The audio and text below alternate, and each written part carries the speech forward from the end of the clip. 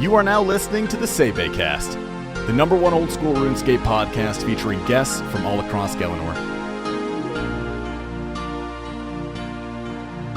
To support this podcast, visit the Patreon link in the description. Hey guys, just have a few things to say before we get into the actual cast segment itself. I'll keep it brief. Lelador is an absolute legend, and I have been anticipating this episode since the inception of the Sae Bae Cast, and I'm fucking thrilled to share it with you all. Lelador was the inspiration behind my rambles, and those rambles evolved into what is now the Sae Bae Cast. Me talking to another passionate player about the game we all love. I love the Sae Bae Cast. This has seriously been the most fulfilling project I have ever worked on in my life. I love talking to new people every single week. I want to keep doing this for years to come. I want to personally thank the current patrons for your support. It really means the world to me. I don't take any sponsorships, and the ad revenue I get from these Sae Bae Casts is very minimal. If you guys have been enjoying these long-form conversations, it would put me over the moon to see some new supporters. It is by no means necessary to become a patron. I will keep producing Sae Bae Casts and uploading them for free regardless, but if you guys have the means to support and you'd like to see your name on the title screen of future Sae Bae Casts, consider becoming a patron. Thank you so much. I now bring you Lelador. All right, welcome to the Sae Bae Cast number 63 with Lelador. Very, very excited to talk to you today. How are you doing today, Lelador? I'm doing good. Excited to be here. And it's awesome to talk to you. Big fan of the podcast, by the way, and your rambles. Thank you so much. I'm a huge fan of yours. I've been watching them for years now. I was just telling Lelador right before this that I just watched his most recent ramble that was made in 2017. So I probably haven't watched it since then. It was just you like showing pictures of stuff and then you just kind of talking about your goal of 30 mil base. That was like kind of where you ended off. Okay. So never reached that. Yeah. There is so much to talk about and I'm honestly like giddy. I'm just like really excited because I've just like always wanted to kind of hear what happened to Lelador, you know, like the story, like whatever happened. I will just say, like, I compare you to Acid Soul in a way, just total beast skiller that just falls off the face of the earth. It seems like just like gone, right? Gone but not forgotten. So, let me just ask you, like, who are you to those that don't know? And yeah, you can just kind of share a brief, I guess, RuneScape history of who you are. Yeah, that'll take a while. Well, I'm Lelador, known as I guess I'm just known as previous rank 1 Ironman for a spell in around like 2016. And yeah, before that, well, we can start at the beginning. I started playing RuneScape when it first came out in 2001. I'm quite old. I was at the time when it came out. I don't remember exactly when I started, but by the summer of 2001, everyone was playing RuneScape.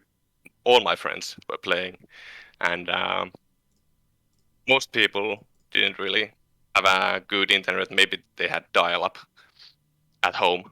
So most of my friends and I also played at public libraries.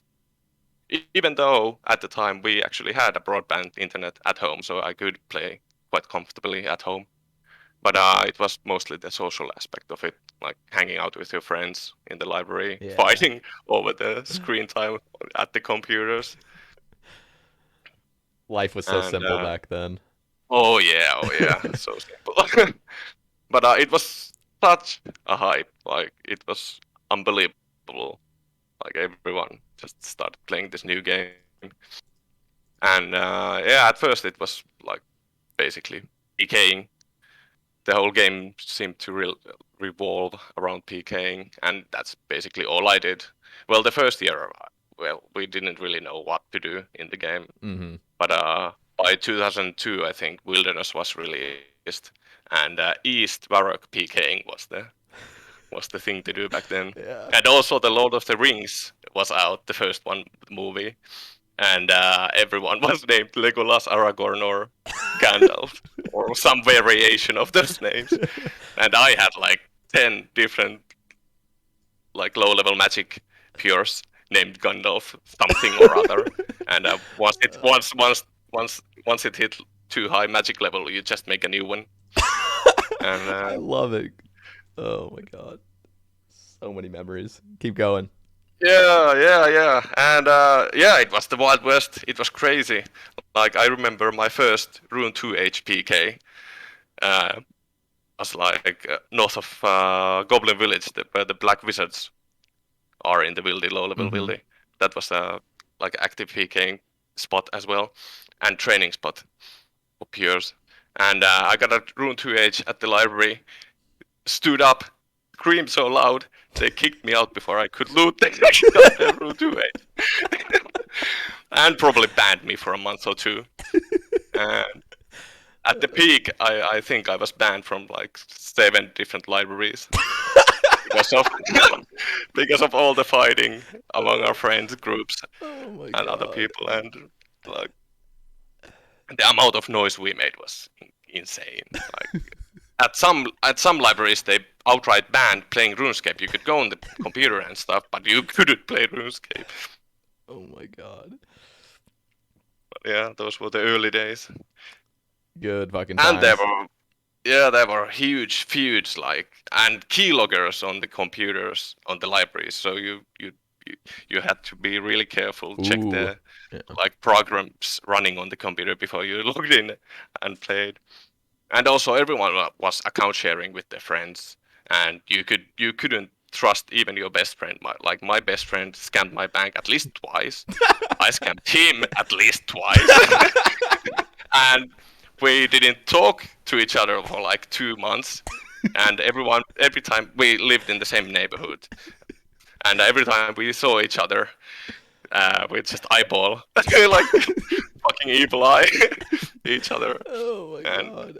And one guy, there was this of guys a bit older. We were like 12, 13 at the time. They were maybe 15, and bully types of delinquents or something. Yeah. And they had a huge PKing account, Giguli, I still remember the name. And they had a third guy in their school who they shared the account with, who trained it for them. Like maybe they paid him, maybe not, or just forced him, I don't know. But at some point the third guy scammed the other two, stole the whole bank, and then had to move schools. And he had to make some excuse to his mother why he couldn't go to school anymore, because he knew they'd kill him the moment he stepped in. So yeah, it was a wild time. Yeah, damn, that's a lot more wild than my experience in the United States. Definitely wasn't that egregious, I guess. But yeah, I guess it. When did you start playing actually? So I started in 2004, which was that fourth? It must have been fourth grade. 2? Yeah, RS2. But I did have a classic account. I just didn't enjoy classic. I wanted to play RS2 because it was better graphics, which is funny now because now I don't like better graphics. But yeah, it was the opposite for me. Like I quit when RuneScape 2 came out. I just didn't like it, and it was mostly because of the PK mechanics changed. Like in classic, you'd have to fight 3 rounds with your opponent before you could eat or run away. Oh. And the art of PKing was catching your opponent. So deep wildy PKing, you'd attack someone, fight 3 rounds, then you'd like try to guess which way they'll run, and you'd go after them. And then we didn't understand anything about the tick systems or anything like that. Yeah. But probably after a set amount of ticks, you'd be able, like, you could attack them again, and if you did it right, you could catch them and attack them. But in RuneScape 2, when it came out 2004, it all changed, and I've never changed. Yeah. Or changed, and yeah, that made me quit, and I sold my main account to some kids at the library for $50. I'm not sure who got scammed there. Yeah. And but I still have one account left from those days. One well, it was a mage pure back then. I don't know if it's still the case, but if you log into RuneScape 3 in the lobby, it tells you when your account was created, or at least when your recovery questions were implemented. Yeah. And on that account, it says February 28th, 2002, which was the date when Jesus. they released members or pay-to-play version of the game, and that's the point when they started tracking the account. So I think it's a bit older, maybe late 2001. Wow. Ancient. And yeah, it's actually it's the Gnome Course account. One guy asked about on the Twitter thread. Oh yeah. So, Yeah. isn't it crazy that it's been 20 years? I Like, know, it's insane. like over 20 years for you. I mean, that's insane. Yeah, RuneScape was a huge part of my life. Not so much anymore, although I still follow like most of the bigger YouTube creators and some of the smaller ones. I don't do Twitch that much anymore, Yeah. but I still watch vids.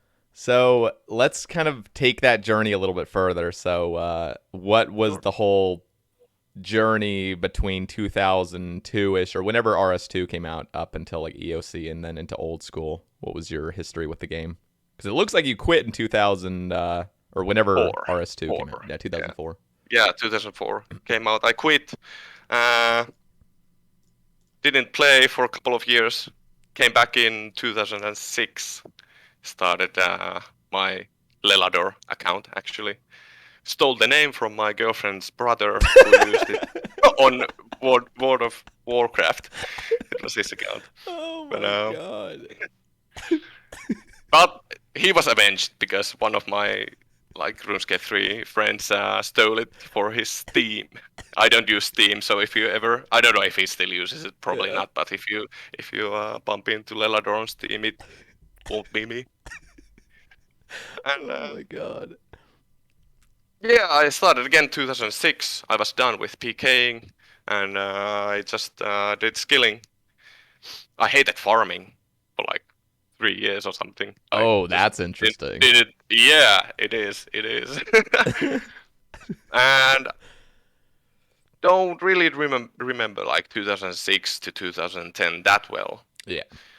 But I played pretty actively. I always took breaks, like ranging from few weeks to few months, Mm-hmm. maybe 6 months at the most. In 2010, I took like a 9 month break. And so, yeah, I kept playing until EOC came out. And yeah, then the old school, or the vote for old school RuneScape release came in late 2012. So Rect and those guys Wow. made that happen, and I was some part of it. I still have a lot of pictures. Oh yeah, and I like I have tens of thousands of RuneScape pictures from like 2010 onwards. Damn. That's so cool. You and what's crazy is like to think at the time and still to this day, I mean, it never feels like taking a picture will mean much because it's always like you're taking it in the present. But like having that collection of pictures is so it's like gold now, you know, like looking back It and is. seeing through it. It really is. And I did have like pictures from classic days even, but those are long gone. Mm-hmm. Long gone. The earliest picture I think is early 2010 when I got 2K total on Lelador in RuneScape 3. Oh, nice. So, what was your feeling around old school coming out? Oh, I was so hyped. Like it was just insane. I never really I wasn't really a much of a high level skiller. I mean, I have a comp cape and a max cape in RuneScape 3. I got the max I think late 2011, early 2012, and comp cape just before old school came out. I was in a Finnish skilling clan, but before that I was never really efficient. I always looked up to people like Suomi, especially Suomi because Finnish, and Zarfot. Even classic days like Blue Rose 13X I still, well, no, I don't still have it, but I had a account back then with a name Red Rose 13x. Ooh, nice. Lost that one. And I was planning to get like 99 smithing and mining on that account, but I never got past 65 or something. I always dream big. Yeah, gotta. I completely forgot your It was question, just talking sorry. about old school release. I want to hear Right, about right, it. right, Yeah. right, right. Old school release, yeah. Yeah, it was really hype. I didn't really have a plan when I started playing. By then, I was in love with farming. I did farming really actively since 2010 in RuneScape 3. I think I have like I have the level 120k farming, so I have like around 100 mil XP, mostly done with maples and papayas because I was poor and I didn't know how to make money. And in the old school, it was at first I was like, okay, I want 99 farming, untrimmed farming cape. Yeah. That's what I'll go for. And this time I was a bit more knowledgeable about making money. And well, back then it was basically craft nature runes, Yeah. and that was the meta for making money. So it was farming, runecrafting. I was briefly rank 6 total on the day of release of old school, and I have a picture of that with like 692 total, I think. I love But the chase, like that first initial race of new high scores. yes, that was probably the biggest driving factor Oh for me. And you And were probably I like was logging out over and over to just see like the highest yeah, rank you yeah, could yeah, yeah. get. Especially on day one, like like solo mission does on Yeah. every league and deadman mode. Yep. Like just get to rank 1, or for well rank 6 Yeah. for me. No, I did But the same thing on hardcore release. Like day one, I was just playing. Like I didn't know what I was doing, but I was top page for a little bit. I keep logging out as top page. I was like, hell yeah, but it didn't last long. So yeah, old school release, and then of course your most well-known account, Lelador, as your Ironman. So what was the journey of like an old school up until Ironman mode? Yeah, I got 99 farming after a couple of months of playing or something. I was 5th to 99. I quickly got rank 1 at like 20 mil XP or something. No one else was going for it really. Damn. Etsk, who actually managed to get 200 mil, first 200 mil farming, and he was really consistent, and I soon realized that I couldn't compete with him on farming. He was just on another level. So was he So like waking up at midnight and stuff, like doing his trees? yeah, well, basically, I guess not for herb runs, although I did that for a time. Because But, back then it was just like grow magics, right? Like you just had to have a ton of money, right? I mean, to be the most efficient. Yes, magics, palms, Kalguat spirits. Well, we didn't really get that many spirit seeds. And he did toastals and watermelons as well. Okay. I did some melon farming, but not that much. Not as much as him. Yeah. But it was also like the farming ticks were a mystery, or they weren't solved yet at that Oh point. yeah. Well, now I think didn't Ash fix it or something, so Yeah. you logging in or out wouldn't affect your farming ticks. Yeah. But that was fixed. it didn't used to be like that. So I think it was Etsk or maybe him and other guys who figured out that you need to log out as far or as soon after a farming tick happens as possible, or as long or as far from the next farming tick as possible. And I couldn't be bothered doing that, especially before the GE selling natures like 1k, 2k at a time to someone, and usually it required hopping. Yep. And that's so interesting how it worked that way. Because I mean, I remember hopping charter ships on my first Ironman, and my herbs would never grow, and I just didn't understand. Yeah. Just hopping charters all day, and then like you'd go to your herb, and you're like, it's still not grown. But yeah, they've all fixed that. Yeah. So. Yeah, that's great. I always love that kind of quality of life Mhm. updates. Among that's pretty much the only type of updates I liked. Like usually I was against, especially at the early stages of old school. Like the mindset among most players back then was like no change, keep it as is, or Jagex will fuck it up, like they did EOC Yeah. or RuneScape 3. So yeah, after that, after I stopped competing on farming with Edsk, I still did farming, and I maintained rank 2 all the way until I started doing Ironman. But there was no competition except for Edsk. We were, well, he was a few 10 mils of ahead of me, and the rank 3 was maybe 20-30 mils behind me, so Mm. it was free reign for him basically. I continued doing natures, double natures, and yeah, skill hopped a lot. I got really easily burned from one skill, so I skill hopped a bit. Did some 99s, 20 mil skill XP goals on smithing, herblore, stuff like that. And yeah, just before, well, a couple of months before Ironman mode was coming out, we didn't even know about it. Back then, I was planning to do 200 mil constructions. Was this after Randalicious already got rank 1 construction?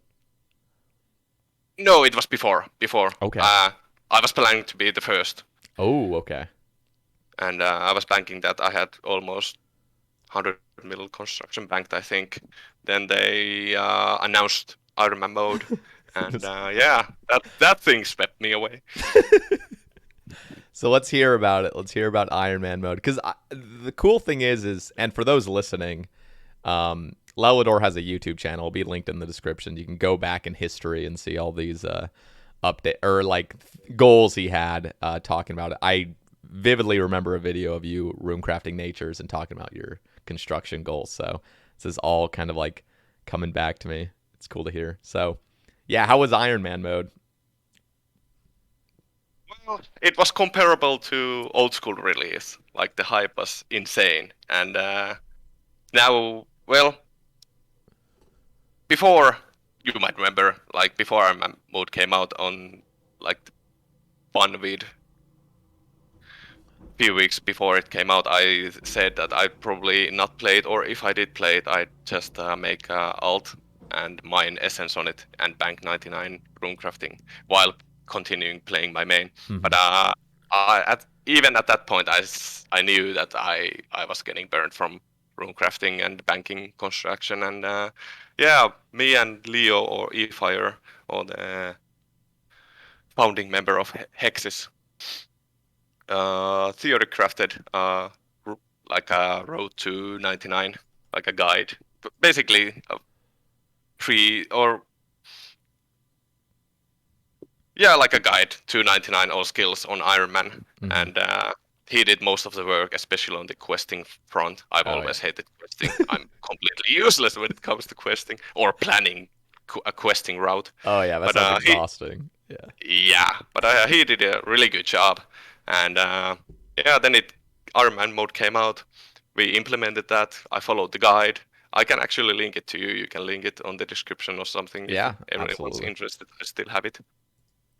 And yeah, did some early questing, and went straight to thieving. And the first thing was 99 thieving, and do that blackjacking, and that's pretty much what I did. When did the addiction start setting in where you're like, all right, this is my main account?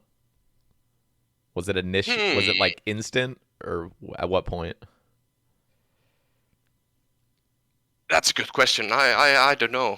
Um, I always thought that I'd probably go back to the main when I get bored of Ironman mode, but even maybe a couple of months in, I knew that I was hooked and this was going to be it, and I just go for max and see after that.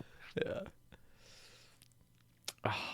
Man, it's the good old days of just like everyone. Yeah, Oh, and this was back in the time where there was no real dedicated skillers, or like you didn't have to be a skiller to be top page. You just had to play a lot, and you could be on the top basically. Like I remember Curtis was top page for years, and he would just PVM.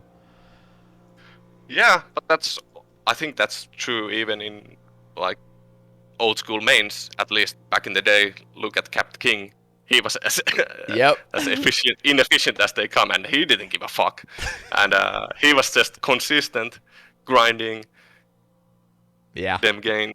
And I think he's still up there. I'm not sure what he's ranked, but probably front page still, or maybe second page. Front page is actually completely filled, so he did not make it. Really? Yeah, it just got filled. I think just a couple weeks ago, or maybe a month ago at this point. That's also an insane thought. Yeah. Front page full of 200 mils. Like Yeah. in 2003, we thought no one. Well, there was always gonna be that one mad lad Yeah. for 200 mil, but not Always like one. full front page. Yeah, it's insane to see now. It's actually for some reason it's a little depressing seeing, because like it always felt very fresh. Like old school high scores always seemed somewhat fresh, but yeah, now you look at it, it's like, wow, this is starting to look like RS3. We're just Now that I think about it, when did Suomi get 200 mil all skills in Runescape 3? Because I think that wasn't even done at the start of old school. Really? See, I have no idea about that. I honestly, I'm not sure. I could be completely wrong. That would be interesting, because that would mean what would that be, like 12 years since release, basically? Yeah, something like that. So. And by then, like most skills were way faster in RuneScape 3 than old school. Yeah. So, well, of course, it's still the case, but so it's like surprising that no one hit 200 mil all by then. But now that I think about it, I'm probably wrong. They probably did. Who knows though? And I personally don't know. Somebody in the comments will correct us if you know. Yeah. But yeah, the entire front page is filled. I'm pretty sure PKing is still like top 30 or something for overall. So, but he didn't make top page, unfortunately. That was, yeah, it is crazy to. So I just googled it. Okay. On March 18th, 2003, he became the first RuneScape player to reach 5 billion experience. Although he could have done it way earlier. There were plans for him to go to Jagex and do it there. So he was like few XP off of 200 mil thieving, I think, or agility or something. And well, no one was close to beating him to it. He was like way ahead of everyone. So, but then he fucked it up. I think he caught some kind of butterfly, like barehanded, and got thieving or agility XP or something. And he got 5 bill, just like that. Oh, it's awesome. And then there was some drama between him and Jagex. Well, there was always drama between him and Jagex since effigies came out, and he did those, but grudgingly, and he hated the effigiescape. And then MTX came out, Squill Fortune, which he criticized loudly. Yeah. And yeah, Jagex never really liked him, I think. It is funny that like RuneScape was always made on the premise of like you can't buy XP, you know? Like that was what the Gowers intended on. It was like no real world advantage will help you in this game, you know? You just got to play a lot. Right. And that's so it's just fundamentally flawed that they even like considered adding microtransactions. It's so shady. Like I don't know. Yeah. Well, I can understand their like motivation behind it, just make more money. Tons of money. Basically. Tons of money. Yeah. Didn't it at some point it went past like membership revenue. Really? Revenue or something. See, I don't know all the numbers. Yeah. I just know that microtransactions must be just insanely profitable because every gaming company does it. So. Yeah, I think they post the annual revenue reports on Reddit whenever they come out, and I think they're pretty close, like 50-50 from subscriptions and MTX. That's insane. Although in old school, I'm not sure. Like you have bonds. Yeah. Or we have bonds. So I don't know how much money they get from that on old school. So Ironman, you were playing Ironman, you got hooked. Zulrah came out. I remember all these videos you talking about killing wyverns to 99 RC, and then Zulrah came out. Can you talk about some of the significant updates on release of Ironman and how it change the game mode? Sure. Yeah, Zulrah was a big one, although I personally didn't realize it until a lot later. Uh, I listened to a lot of my old rambles preparing for this podcast, although I was planning to listen to them all, but I completely forgot how much I rambled. Yeah, there's a And lot. I didn't really have time to listen to them all, but Totally I made fair. it like 2/3. And on those early Zulrah or vids that came around the Zulrah's release, Zulrah was released in January, I think, and even in March, I was talking about doing wyverns, a lot more wyverns than Zulrah, and but by May it was clear that it was all Zulrah all the way, and Yeah. that 10k wyvern I did was basically in vain. I should have just done Zulrah. Yeah. But at that time I was worried about money. Mm-hmm. Getting enough cash, and wyverns were better cash than Zulrah, but I got way more cash from Zulrah than I ever needed in the end. So Yeah. Let me actually look you up what your Zulrah rank is. You're still rank 1 Zulrah to this Yep. day. Yep. Yes. That's insane. I think it's 22k Casey or something. Yeah. Yep, 22,568 Zulrah on an Ironman. When was the last Zulrah you killed? Like, that must have been 2017, right? I think 2017, 2018, around there. Yeah. Wow. I did 9.2k or something max, and the rest was post-max. That's insane. Yeah. That's insane to start with Yeah, rank 1. Zulrah was Zulrahscape all the way. And the same, like my denial about Zulrah being the meta, because I had decided that wyverns was the way to go. It repeated when Warcath came out with Dragon Slayer 2. Like, people were telling me pretty early that it's better than Zulrah, but I was still skeptical. Yeah. And Insane. Like Zulrah, I mean wyverns alone. I just remember when wyverns came out. So I started old school in 2015, right as wyverns got that buff, pretty much. It might have been a little bit before, I guess. oh, that's interesting. I don't even remember them being buffed. Yeah, they were buffed. Like that. They were buffed in 2014, I believe. I think it was like right before Ironman mode had even come out or something like that. They just dramatically buffed the table to make it just like completely out of the league of like Necreals and Gargoyles at the time, because those sucked. Like, those monsters really sucked. Now they're amazing. Like melee Necreals, you can 2-shot them with an Arclight and just make bank pretty much. But yeah, wyverns were crazy. That was like the first kind of grind I did. But Zulrah was out of control. It felt like they just amped that drop table up so insanely. Yeah, especially, well, they nerfed it like 4 or 5 times on release. Really? It was absolutely, yeah, on release it was crazy. Like the first week, I think it dropped like 50 noted Black Dragon Hide. Like 50 Torstals, 5 or 10 Torstals. I'm just pulling these numbers out of my ass, basically, but it was insane.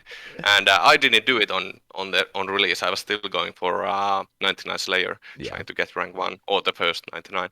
But Dalek Cookie's friend Jay, or Numbers Guy, because his in-game name was just random numbers. Oh yeah, 12 or 13 of them. He did it on release, and he banked like insane amounts of crafting and farming and Herblo XP and Torstals. He had like hundreds of Torstal seeds and hundreds, if not thousands, of Torstal herbs. Jesus. But yeah, they nerfed it hard, like a week after or something. I don't know if you remember. I know I'm like skipping ahead, but Vorkath release. I don't know if you remember like the first drop table of that week. They were shitting out, and this is before Farming Guild. Like they were shitting out 5 palm seeds and like 200 noted blue dragon scales and just like crazy stuff like that. Now, can't remember the initial Vorkath drop table or any of the drop tables. I just remember actually. I didn't really do it that much. Oh yeah, my first drop, I mean I was a total noob, so my kills were taking forever, but that first drop I'm pretty sure was like 5 palm seeds, 200 blue dragon scales, 2 superior bones. I was like, Jesus, like this is broken. But it's always kind of fun when things are broken for a little bit because it's just like I need to take advantage of this as much as I can. Yeah, But it's definitely busted for the game. it is, but it's fun Hmm. also.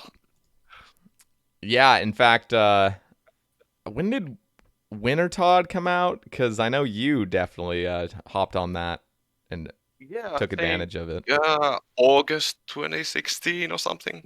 Yeah. And well, that was my like chance to get a permanent rank 1, which I always failed at in the Yeah. past.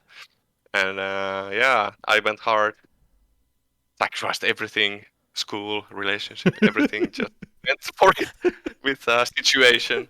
And he was, well, it was all like the competition was what drove me Yeah. in Yeah. RuneScape, and competing with him for the first 200 mil fire making was awesome. Man, such good times. I love looking back there because I have fond memories of it because I was a noob back then and I loved watching people that were just beasts, going ham on the Yeah, game. So it's so engaged. It's just so like intriguing to me and just I don't know. it really is. It really is. I always followed the high scores in like RuneScape 3 or RuneScape 2 Hmm. days, 2010 and onwards, and especially like I fanboyed Suomi so hard, and we actually became friends later in old school Oh, that's when awesome. I was part of the high level skilling community, and yeah, it was great. Yeah, Alkan was the one, and he basically inspired my rambles. Well, Suomi and Alkan both. Like he did ramble bits even before old school came out. I think in RuneScape 3, and he was really high level skiller back then. there's something really special about rambles in my opinion. Like they're my favorite piece of content. I just love listening to people talk about what they're doing. That's all you really need. Just talk. No fancy edits. Just talk about what you're Yeah, doing. that was the main reason why I did it. Like I always, I probably would have done like progression vids and like clips and cool effects on and stuff like that. I couldn't be bothered. I Yeah. always thought of that as an XP ways to edit it. It's just press record on ramble.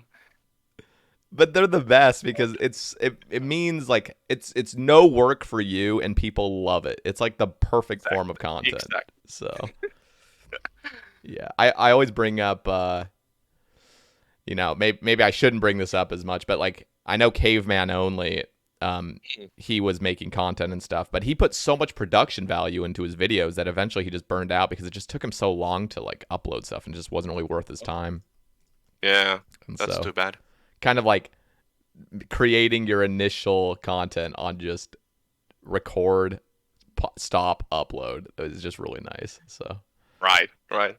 But yeah, yeah, that doesn't really do as well on YouTube algorithms. no, I yeah, think people prefer like I'm the same. Like I don't really listen to rambles that much. Some of yours and what is when he posts them once a year or something. see, And mostly it's I personally love rambles, but I know I'm different because I know the majority of people just want to see something like more fast paced and just a lot of yeah. progress in one thing. So, but yeah, there is that niche out there that just loves rambles. So I like to fill Oh that. yeah. Oh yeah. Yeah. And that's basically niche we try to serve or something. Okay, so I guess let's kind of finish up the Ironman thing. So I want to kind of hear the story of what your kind of goals were, who was kind of on the top page at the time when you quit, and then your reasons for kind of burning out. Well, it was a kind of slow downward spiral, I think. Like I started to get burnt out maybe late 2016 after 200 mil farming. I mean, fire making. Mm-hmm. And during 2017, I started to concentrate more on real life and on basically, well, mostly on the relationship with my girlfriend back then. It was on a not going so well because of playing so much, and she was also in her own internet bubble, like forum stuff. Mm-hmm. And yeah, I started playing less and less, and doing other stuff. First, it was like taking walks with my friend. One friend I hanged out a lot at that time, and still do. And we started training together, started concentrating on fitness, like all high-level skillers who quit Runescape tend to do. Like, need a new addiction, something Yeah. to grind, I guess, is the mindset. Progression. Yeah. Yeah, I think, was I rank 1 when I quit? I think I might have been rank 2. I think Aloe came after. I think he passed me. Mm. Yeah, I can't remember exactly when you quit, so I wouldn't know, but that sounds about right. Yeah, I don't think I can like put a date on it Yeah. because I kept playing it, and I did play a little bit in even 2019, but that was like only a few hours here and there. Yeah. 2018, well, by the end of 2018, I had basically already quit. Yeah. And yeah, I think Tyler situation Flower was up there. Zilly might have still played. He was a high level Ironman. But Yeah, I remember Ironman Flynn as well. He was more of oh a pet yeah, hunter at that point. Flynn. I loved Yeah, Flynn. he was ranked 2 for a long time, I think. Yeah, he was always up there with like the top 5, but he was never really focused on 200 mil all. He just wanted to get all pets. Oh yeah, yeah. But he did it smartly. Like he did a lot of PBM that gave him resources to Mhm. skill, and he did keep killing, I think, for XP Yeah. just to maintain his high rank, I guess. His I don't know if you ever watched his streams much. They were the Oh best. yeah, I did. They were were awesome. the best. I love that guy so much. Just so Oh, funny. me too. Such a He was such a goofball. yeah, goofball is a good word. I was gonna use idiot, but I thought that would be too insult. I mean it in the most positive way possible. I loved it when he did wilderness content. Like he was killing Oh yeah, Callisto and Revs and stuff, and he just was so oblivious to like PKers and stuff. It was just so much fun watching. yeah. Oh my god. Well, to be fair, I was the same way when I did any wilderness content. Yeah. I was completely clueless against PVM. PKers, I just usually, if I couldn't escape or if they caught a freeze and a TB, I just give up and let them kill me. Not even try to fight back. I never tried to fight back. It's XP ways to fight back. You might as well just die and get back to the XP, you know? Yep. Oh. I rarely risked anything. Like I think I did most of my Green Dragons for 99 prayer with melee, and I risked a B-ring or something, but I had multiple of those, so it wouldn't have mattered if I died. Yeah. Although I think I didn't die once doing banking prayer. But Yeah, I did it mostly on Total Worlds, which were pretty empty at that time. Yeah, that was back when Void was just so OP. That 20% multiplier, I believe, because they fucked up. They nerfed it, so they nerfed range Void to just be like what it was proposed initially, which was only 10%. But I do remember those videos of you killing green dragons. Awesome. Yeah, later I used Void and Blow Pop out. I think I did it with melee or 99, if I'm not mistaken. Oh, okay. But yeah, later the Blow Pop meta was definitely the thing to do. You could kill way more. What was your favorite thing to do, I guess? Like your favorite just grind, I guess. I'm assuming it was probably Zulrah, but I know you had a lot of grinds that you just really loved. Green Dragons, I think, was one. You were rank 1 prayer as well, and I want to talk about that because, oh god. Was I? I forgot about that. Must have not been intentional. Yeah, the whole... Wait, so you were around playing when the Chaos Altar came out, right? I don't think I did any XP with that, so it was. Yeah, I don't think you did either, but I just know it was the most devaluing thing ever for your account. Oh yeah. It definitely was. Like half the time to prayer or something. Yeah. Jesus Christ. Yeah, I know. I'm asking too many things. So, what was your favorite thing to Yeah, grind it's fine. first, and then we'll Um, talk about the well, prayer thing. Zulrah was definitely up there, and well, farming, Yeah. and yeah, that's like the number one reason I did Zulrah basically was farming and runecrafting, Mm. getting the essence, and seeds for farming. Always loved farming, wanted to farm and keep farming, and Zulrah. Uh, Well, before Ironman, like in old school, I really liked agility, and I did a lot of agility records, or attempted to. I Mm. did manage to finish 1 week record, but that was like third try or something uh, at Arty course, and I always liked Arty. Yeah, it's chill. What other grinds were there? Well, my least favorite grinds were definitely Barrows and Hunter. Yeah, But which is crazy because I think you grinded out 99 Hunter like right off the bat. Besides Steven. I did, and that was the main reason why it sucked so much because I Yeah. was really low level, couldn't defend myself, lost all like thousands of chins, Yeah. and at peak times well, for some reason I'm not sure why, but I really dislike doing red chins. So instead of doing black chins, I do black salamanders Mm. in Wildy. So I only got like 95 range or something with all the chins I did. But luckily by then Zura was out, so I got 95 to 99 from Zura easily. Okay, so I want to talk about three different things. One of them is the prayer thing. With that literally just cut all prayer in half. And then Wintertodt, devaluing fire making, and Zaya RC. So you can start with whatever, but what were your opinions? I know you don't care anymore, but like want to hear Um, your opinions on like those initial updates. well, I love Wintertodt, like mostly because it gave me a chance to get the 200 mil first. But Yeah. yeah, I really didn't mind Wintertodt. It was a bit too AFK maybe, a bit too repetitive for like skilling boss. But love doing that. What was the first one? The chaos altar out in the wilderness to use prayer. Chaos Altar, yeah. Can't say anything about that because I really didn't even remember it came out when I still played. So, Uh, but I must have hated it. I'm sure It I was hated it. so busted, and oh my god, yeah. That to this day I think is like the worst update for like just devaluation, just literally cutting a skill in half. It's just so bad, but yeah. And then Zaya What was RC. what?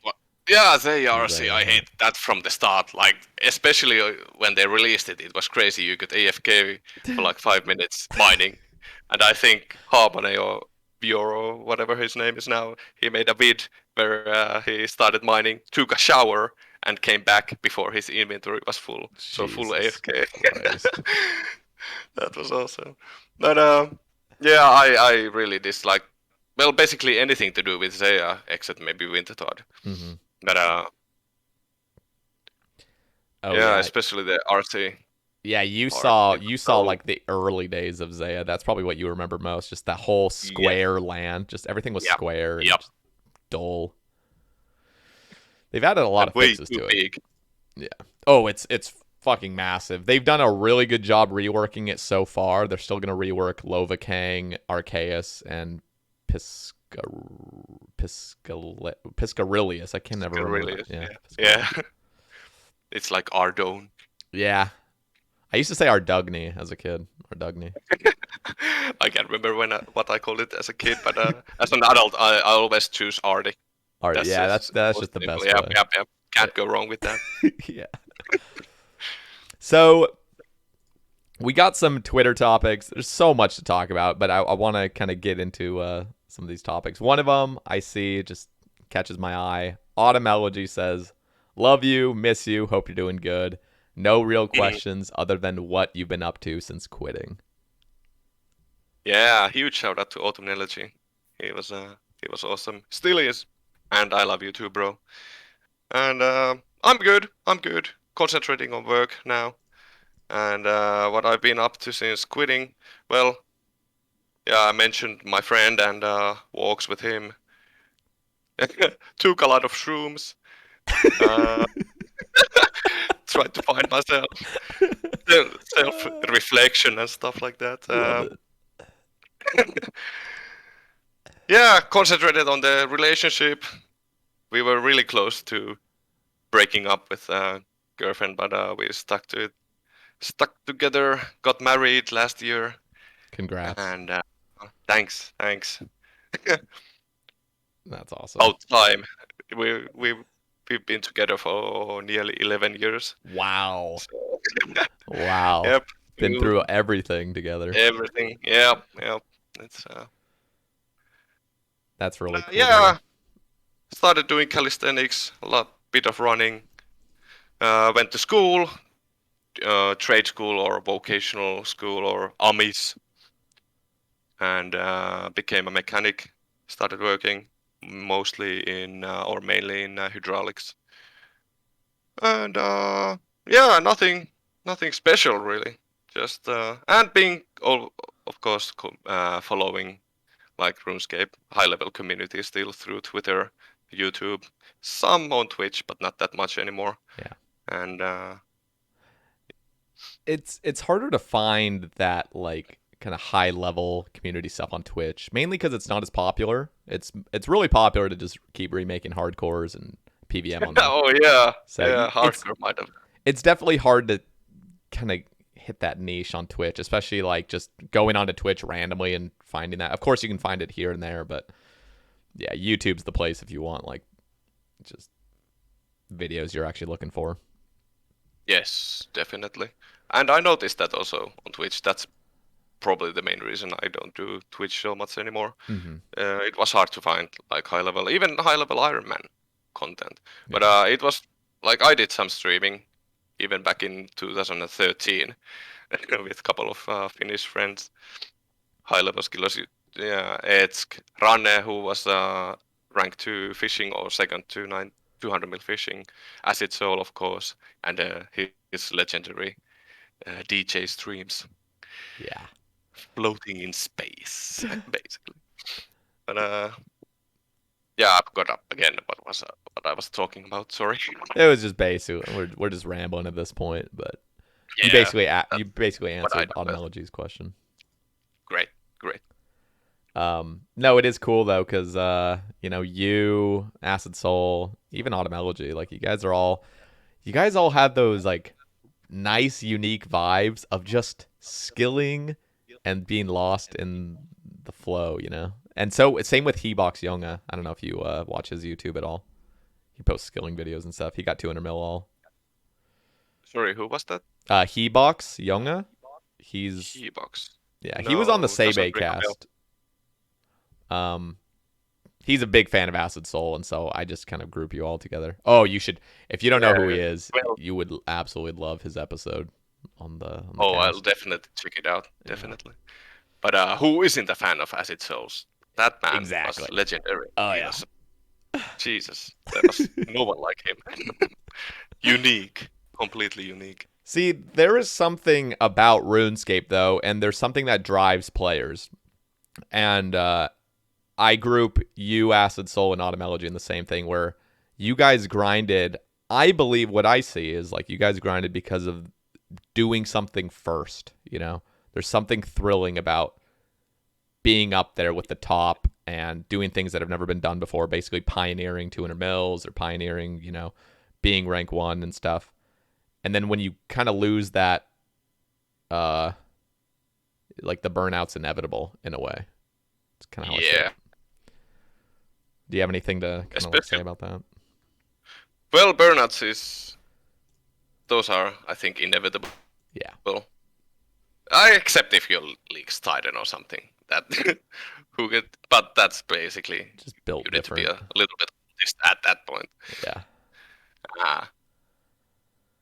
But yeah, well for me at least for us who in the high level skilling community, it's all about the competition and going for ranks or XP. And yeah, especially in the early days, like it was like free for all. Like anyone could have gone for any skill, and try to get rank 1. Of course, that doesn't mean you'll get it, especially if you choose farming and are against Esk or mining against Acid Soul. Good luck with that. But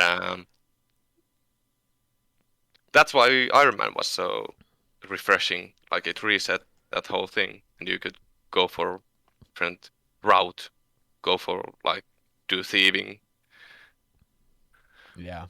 or something, and try to be number 1 at that. And then hardcore came out, I think, a year or something after Ironman, and that was another reset that gave people opportunity to go for that.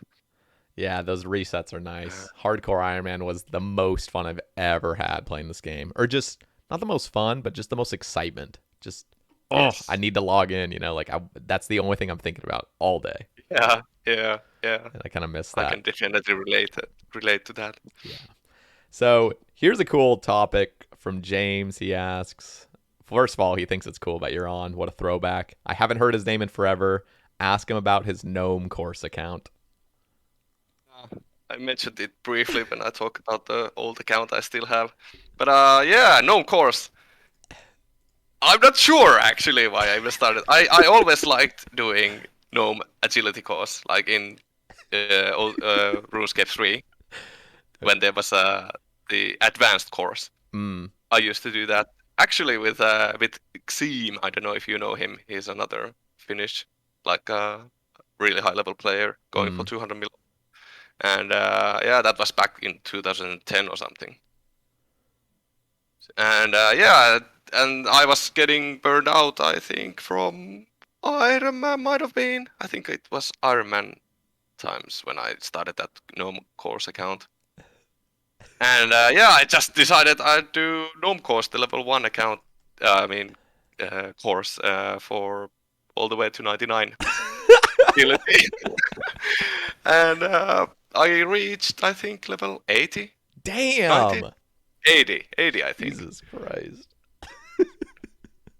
Then what happened? You're just like, fuck this, or what? Yeah, I just got bored of it, honestly. Oh, I just love it. I love that, like, I don't know, like, with crazy grinds like that aren't optimally efficient, like you're choosing to be a snowflake account and doing things like that. I got to give a shout out to the people that stick with that stuff, because like you got to be going through the motions of doing this grind and mentally thinking to yourself, why am I doing this? Why am I doing this? Why am I doing this? And like the thoughts will like never go away, basically. So yeah, it's very impressive when people actually follow through. It's insane. Yeah, and it's different when it's like you set the restriction yourself. Yeah. Well, nowadays it's way more common with, I think, Swamp Lefty or Settled did it first, like big. Or actually, no, I think. I know Caveman only, Verf. Yeah, I think Verf was kind of like the first, sort of. I don't know the whole. I don't know the history. Yeah, me neither. I can't. I just know that Settled made it really big, popular to do. And now, well, my favorite YouTube content is RuneScape YouTube content is definitely the One Chunk people. Yeah. So. Do you watch Limpwort? Yes. I love from the Limpwort. very beginning when he was like at 1.5k subs or something, and I knew he'd hit it big. Yeah. Even back then, it was such a cool concept, and I hadn't. Well, I did watch some Slayer brother. I think his name is Slay brother. Content.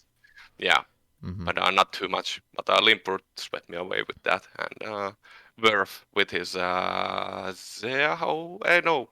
Yeah, it's like Zaya Extreme Chunk. Yes. I'm obsessed with both. Oh yeah, and especially the extreme part of it. Yes. Like it.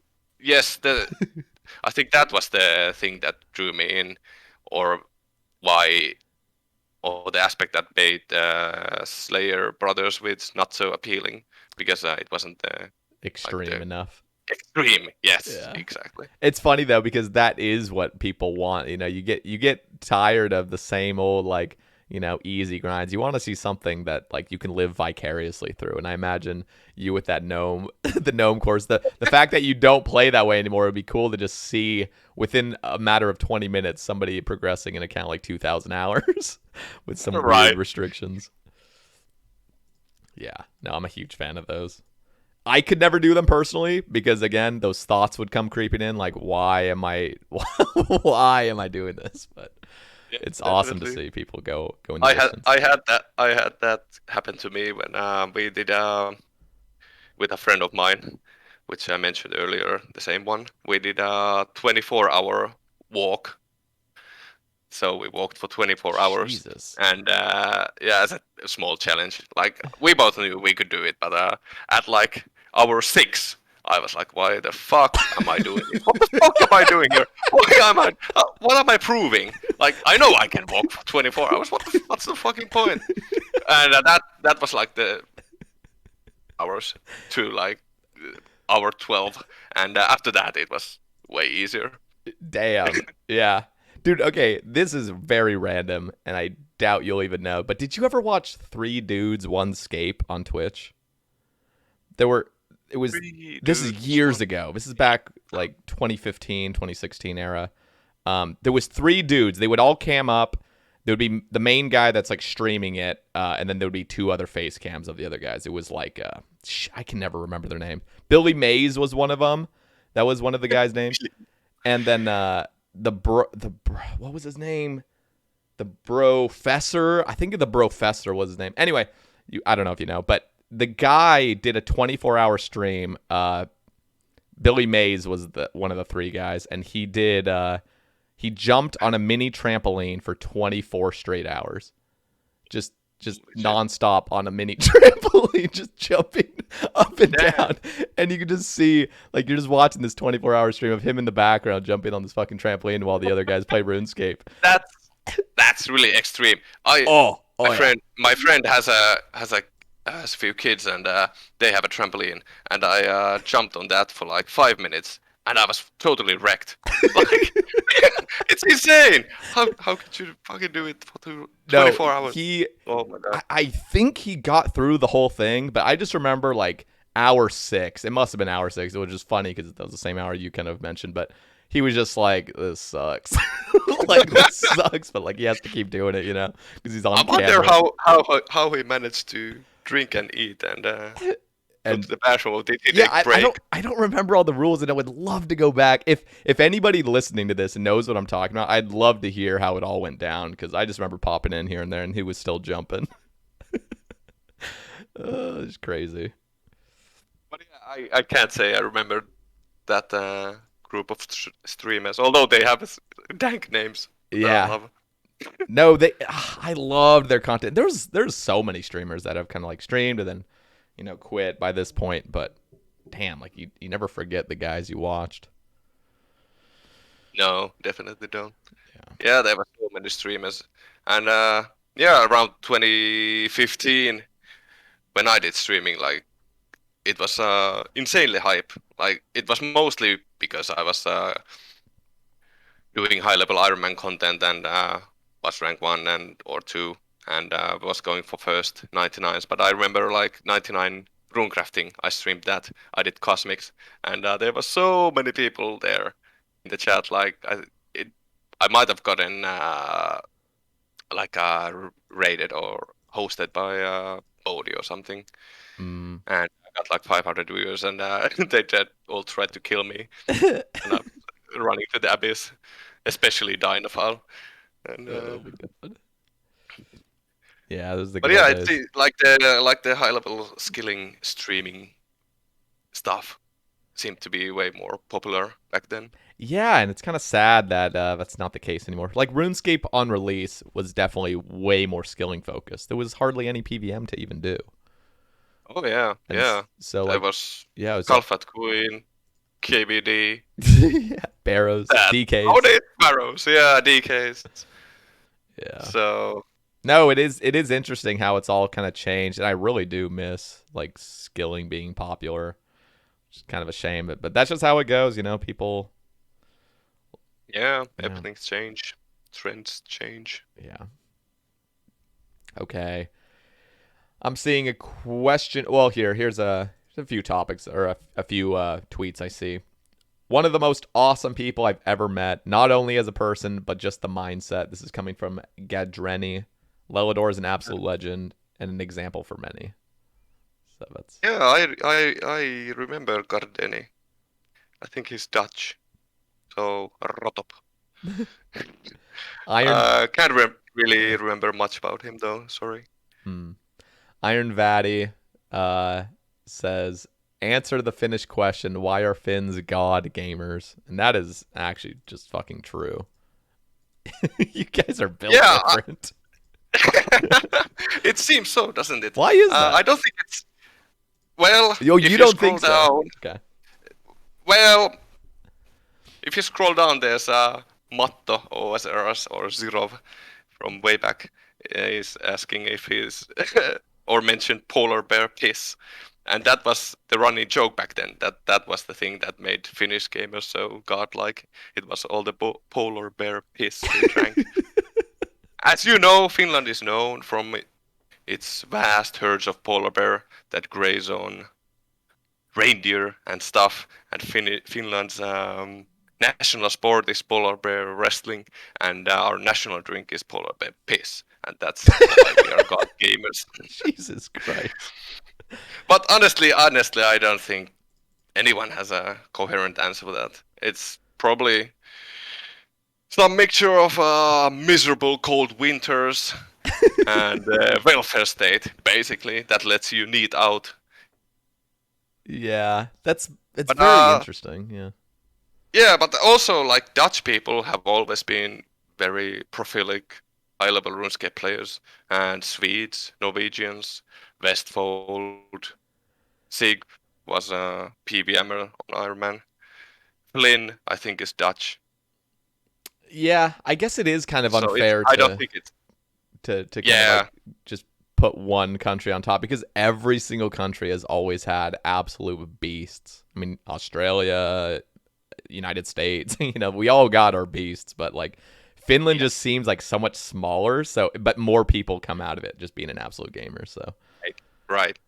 yeah. Yeah, it could also be that like so like at least on like my generation, like millennials, everyone played RuneScape, so everyone knew the game, and some people who came back later, like because they knew the game from before. I'm not even sure what I'm saying here. Yeah. No, Oh, never mind. Yeah, I lost my train of thought. it's unfair to just call out one country, but I will say like Yeah, there's beasts from Finland, just total beasts. sure, So. sure. Okay. Verf, another just non-topic, but he says one of the first big names I talked to on stream back in the day, and he was always a super cool guy. I agree with that. Thanks. Yeah, I remember actually Verf, I think, was on my last stream I ever did. I'm so glad to see Verf just killing it. I used to watch his Same, streams same. way back in the day too. Yeah, me too. So, And now he's really big on YouTube. yeah, it's awesome. Good for him. Good for him. Here's a topic we might have already covered it because we've already been talking about it. But Matt asks, was there a particular reason your Ironman was a secret? Oh wait, I guess we didn't talk about this. Maybe I misread it. A secret the first few months of the game mode. Do you still get the itch to play? Was that the case? Did you? Yeah, it was a kind of secret. Like Your me secret and Leo. alt. Yeah, me and Leo like did like matching names, Iron Alt Iron. Mm, And I can't remember the exact reason why we chose to stay anonymous. I didn't really try to hide it. Like when I started playing Ironman, I just completely stopped playing my main. So it shouldn't really require that big a leap in like figuring it out. That one one account quits completely and another one rises. But yeah. and there were a few people who at least suspected it was me. Like I don't know, but I don't know. I I like the mystique surrounding it or something. Yeah. I don't really have a clear answer. Yeah, there's something kind of cool about like going against the grain, like not doing it for the attention, and then on top of that, like people that would be what do you call them? Why am I missing the word right now? Sleepers, like sleeper accounts. There's always something really just enticing about like being a sleeper, but it's really hard to contain. You eventually just want to share it. It was also really interesting to see like how differently people treated me, like the high level skilling community, when they didn't know it was me behind it, behind the account. And at one point, I even made a Twitch account named Ironalt, and then went on some high level skilling chats and shit posted a bit. That's awesome. I think Dobbs, who was the leader of Solas back in the day, he also played Ironman and streamed it. And he was blaming me, not knowing it was me, and called me out for botting, thieving, because I did it in 4 days. Oh, I love it. Oh, see, it's. I keep having random thoughts pop into my mind, but like these old names, you know, these ancient names that you hear of, RuneScape legends. It's like, I don't know. It's just sad to me in a way to like see these total legends like kind of like move on from the game. And it's nothing inherently sad about it. It's just like, damn, like you just miss them, you know? Just like Yeah. the good old days.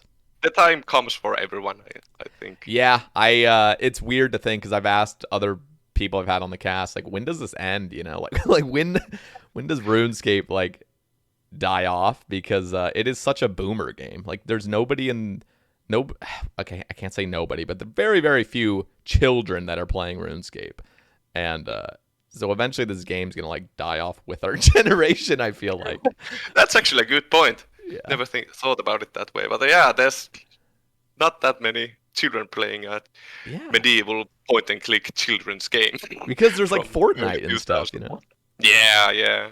Well, I think Fortnite died as well, or at least I just think of Fortnite type games, things like that. They're just really visually appealing, just fast paced and stuff. Yeah, it's interesting. I had a conversation with I think it was Jake C, or no, maybe it was Eviescape I was talking to. We were talking about like basically this game got really lucky in a way because like there's nothing inherently amazing about it. But because it was at a time where there was a bunch of kids that always kind of dreamed of having like an open world game, and RuneScape was the first to kind of like fill that niche in a way, it became super popular, and now we're just addicted to it. Whereas like if RuneScape had come out 10 years later for the first time, it probably wouldn't have picked up any traction.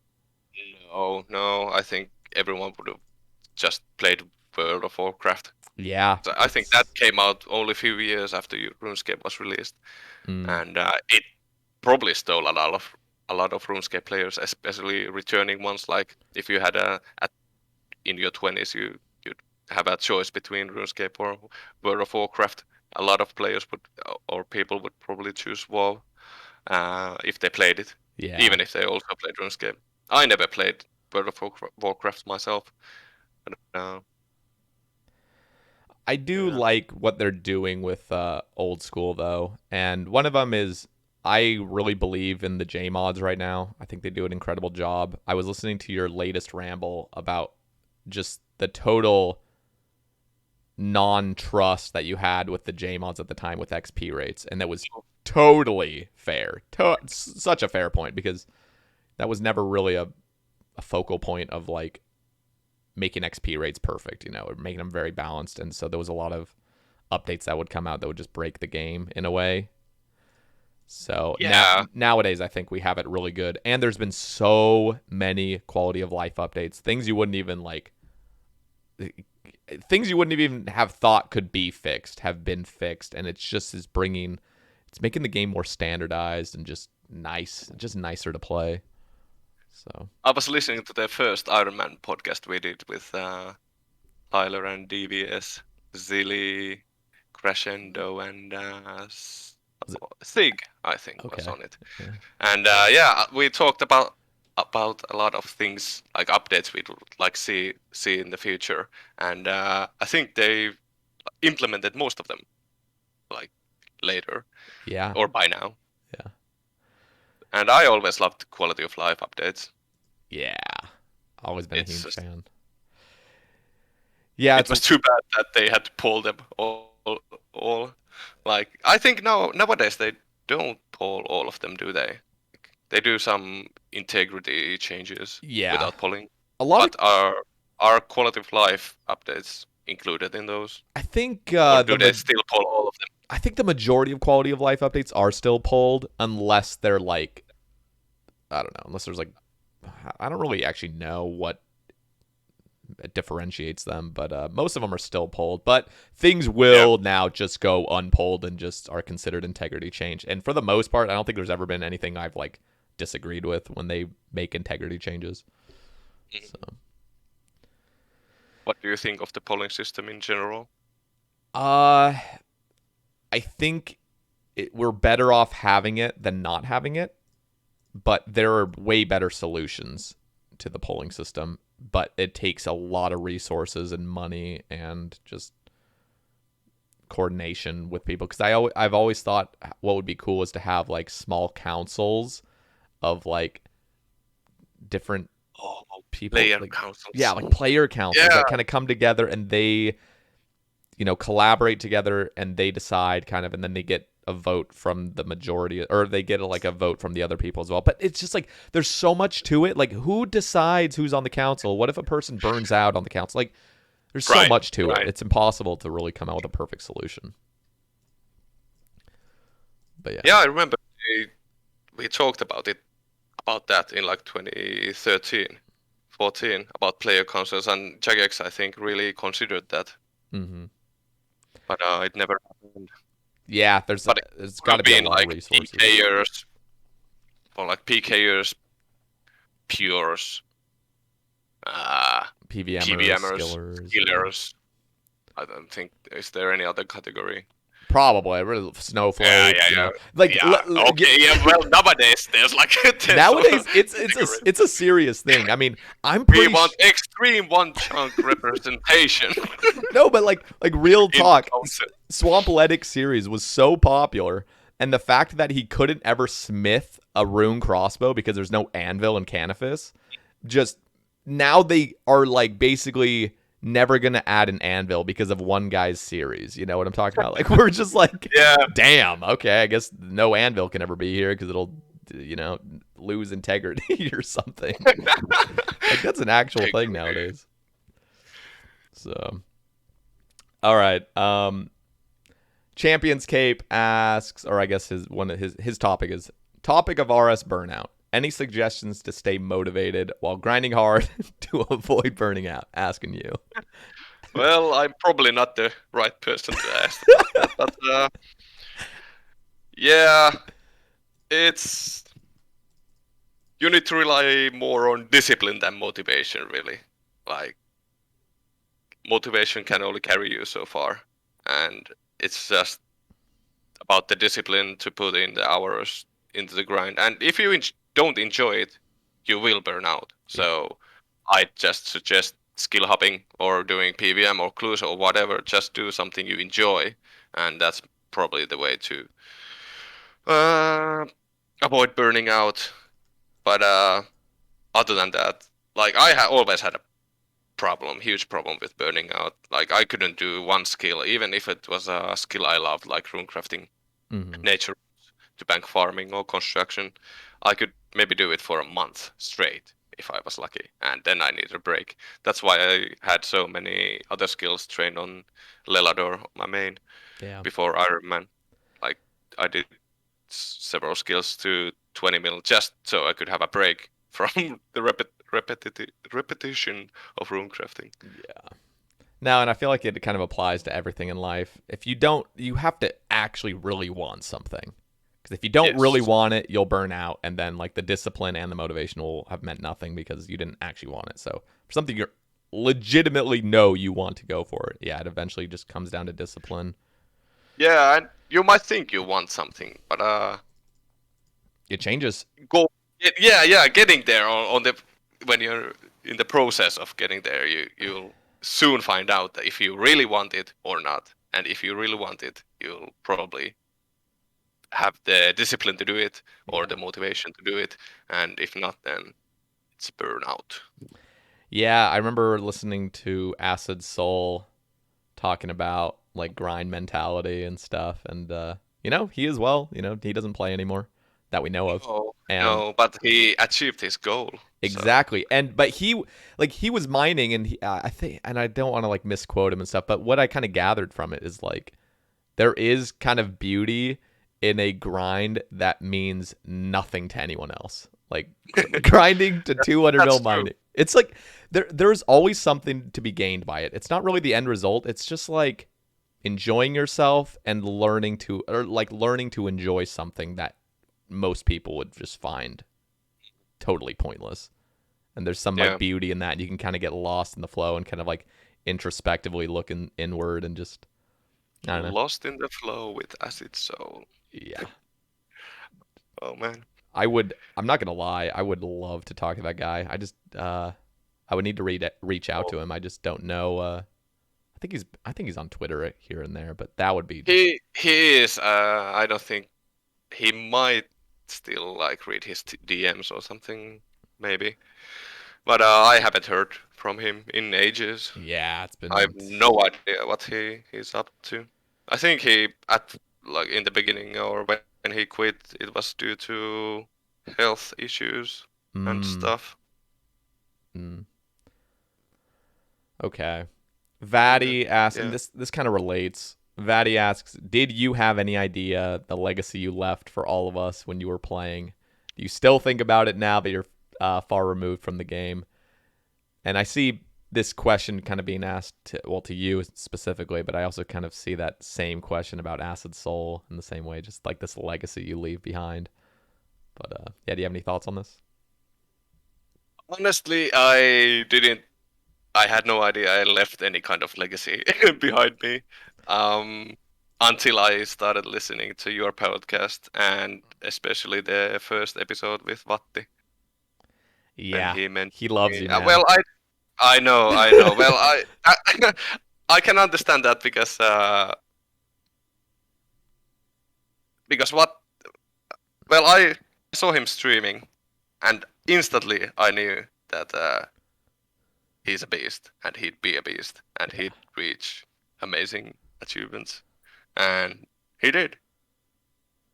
And yeah, and he started doing Rambles,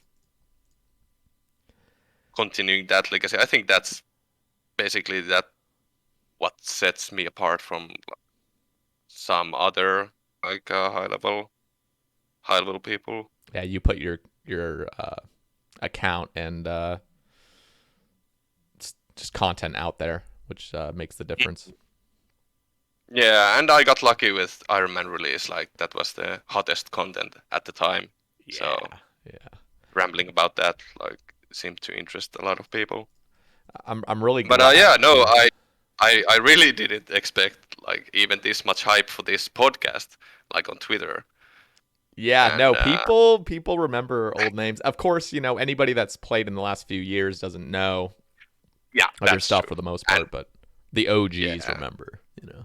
right, right. And that was the surprising part, how many OGs still play or and are part of the community, Hmm. or at least Runescape Twitter. And yeah, it really surprised me. And do I still think about it? Sometimes more nowadays that I actually like know that it's a thing. But I never saw myself as anything special. I was just one of my peers basically who just grinded out skills and yeah, it's Yeah, there's definitely something to be said though that you kept like a record of early Iron Man days because that's something I personally every year or so I'll go back and rewatch some rambles from Vaddy or from you or from even Alkin. I'll go back and watch his like super old rambles and stuff. It's just cool. It's like a time capsule. yeah, So that's true. it's It's timeless now. Yeah. too bad that Edsk removed a lot of his old vids Oh, when did he he? switched to CS:GO. Yeah, I think he made them unlisted, so Oh, if you okay. still have like old links or something, you can get them. But yeah, I can understand that part because I love watching like old vids from early old school and like even before that. still. So yeah, I understand that. Okay, we got a topic here from Duck Chris, and he asks, "Do you think the age of competitive high scores is over, or will they be more popular in the future?" That's a hard one. I haven't been part of the competitive high scores in ages, so I don't really have an accurate view of it. I don't think, but I still think they're like, aren't the main high scores in old school still pretty competitive, even though like a lot of the front pages have been filled with all the 200 mils. But I still think people are competing ranks. Maybe you can answer that better. Yeah, I think. Maybe. Yeah, I mean, of course, like main top page is filled, but I mean, it's inevitable in the next 3 years that there will be a new skill, and that just reinvigorates anybody that's looking for rank 1 again. But You like think so? Iron Man still, okay, I honestly New would skill, I mean, I would love. because Oh, I am certain. Like I would love to be proven wrong on this, but in the next 3 years, by March 2nd, 2025, there will be a new skill out in old school. I'm calling it right now. they said the same thing in 2013. I Still no skill. but I'm calling it. Like I never called it back in 2017. I'm calling it right now. In 3 years, I'll That's probably fair. That's fair. we'll see though, because there is a desire for a new skill from the majority of the player base, but Yeah, definitely. it's too hard to choose one. Like there will never be 75% that just wants a skill like sailing or something. But Yeah, that's the problem. I would personally love to see the new competitiveness in old school with a new skill, because everyone loses their max cape. It's a fresh grind, Hopefully, it's not a total buyable skill, although that's basically inevitable. Every skill that's some aspect of being a buyable, so you just got to be prepared for it. But it's going to be cool to see who gets rank 1. Yeah, that's if that happens, that's too bad for Link's Titan. He Yeah, probably it really wouldn't come is. back. Although I don't know if he still plays. Could be he's playing on an anonymous alt, going for 200 mil all again. Real, That t- I actually, don't I know. think he mentioned that when he did like a couple of vids explaining his goals and stuff, and answering questions, or it might have been a Reddit thread. And someone asked him if what he'll do after getting 200 mil all, and I think he said that he'd just make a new account and do it all again. Yeah, I think I remember hearing that. I do remember the Reddit thread for sure. Uh, yeah, who knows? I mean, I highly doubt he would come back, but you really never know. I mean, the fact that you can just get 200 mil all and then never, supposedly never log in ever again is just insane to me. I know, I know. Like, that's never been done before. I don't think anybody that's gotten 200 mil all has just not logged in again after that. Like, they'll just log in. But Lynx is just built different, I guess. Oh, he definitely is. It's all the lasagna and bread. Yeah, it is. All right. No Help says, I'd like Lelador to talk us through the first 48 hours of Ironman release. He and Fury or Fiery go for 99 thieving. I honestly no idea how to pronounce his name. I don't know. I Fury called him is always called him Leo. okay, Leo. And then he says, can he tell us what he plans, or wait, can he tell us what plans he made leading up to it? Also, does he remember me at all? Apex Erudite days. No Help RS. That's asking. Oh, I definitely remember him.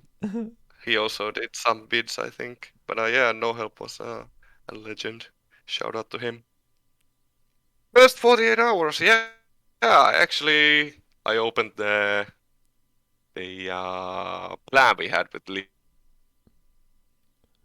Leo, and basically it was collect some quest items, get go, start some quests, finish other some of them, leave some unfinished. Start thieving, do the feud, and just do 99 thieving, which took me 4 days. So that would basically cover the first 48 hours. Um, and the plans I made or we made leading up to it. it was basically follow the plan we had written down, the early route to 99 all or max total, and it was like a month in that most of the plans changed. After every update, like something would come up, and or somebody would theory craft some other method, and yeah, like well, nowadays probably 99% of the guide is completely irrelevant. Yeah, probably nowadays. It's insane how much the metas have changed. Yeah, even actually, I don't know how relevant Osiris's guide is, Oh, which he did, I it's think, very relevant. early 2016. Is it? I think it's still very Has it relevant been? because I think he's updated it. But then again, Okay, yeah. I've never followed it, so I can't speak firsthand of like if it's totally up to date. But I still hear of people all the time using Osiris guide. So Yeah, and even if you don't follow it to the letter, it's still useful. Like you can skip yeah, it parts. gives you like a For, overview. yeah, well, his and our Leo, me and Leo's guide were very similar until 99 thieving. And you could always opt out to stop at 90 or 92, only get like 2 mil cash instead of the 5, or now it might be 10 with the rogue's outfit. And that's exactly what Leo did, for example. He didn't get 99 thieving, but he kept like skipped that part and continued following the guide. So you can basically just use it as a tool to craft your own way. Yeah, I have to just ask: do you miss? Would you love to kind of like again not go back in time and have to relive all those years again, but like just to kind of experience that love for the game again, where it's just so much hype and excitement? Yeah, I like it a bit too much, I think. It was just Yeah, it's just weird because like it's hard to imagine a time that ever comes again where you're that excited about gaming because you just kind of move on, you know. So yeah, I tried to play casually after I quit in like 2019. I passed in the past 3 years I maybe played like couple of hundred hours in total in game time. But it never felt the same playing casually yeah, compared to just neating out and going all in. And if I were to start playing, that's like my number one fear, that I get stuck to it, get yeah, that addiction again, and just that wouldn't be good. yeah, And just playing casually doesn't feel the same. Don't yeah. get it's not as intrinsically meaningful anymore as it used to be. Watching the number go up. Yeah.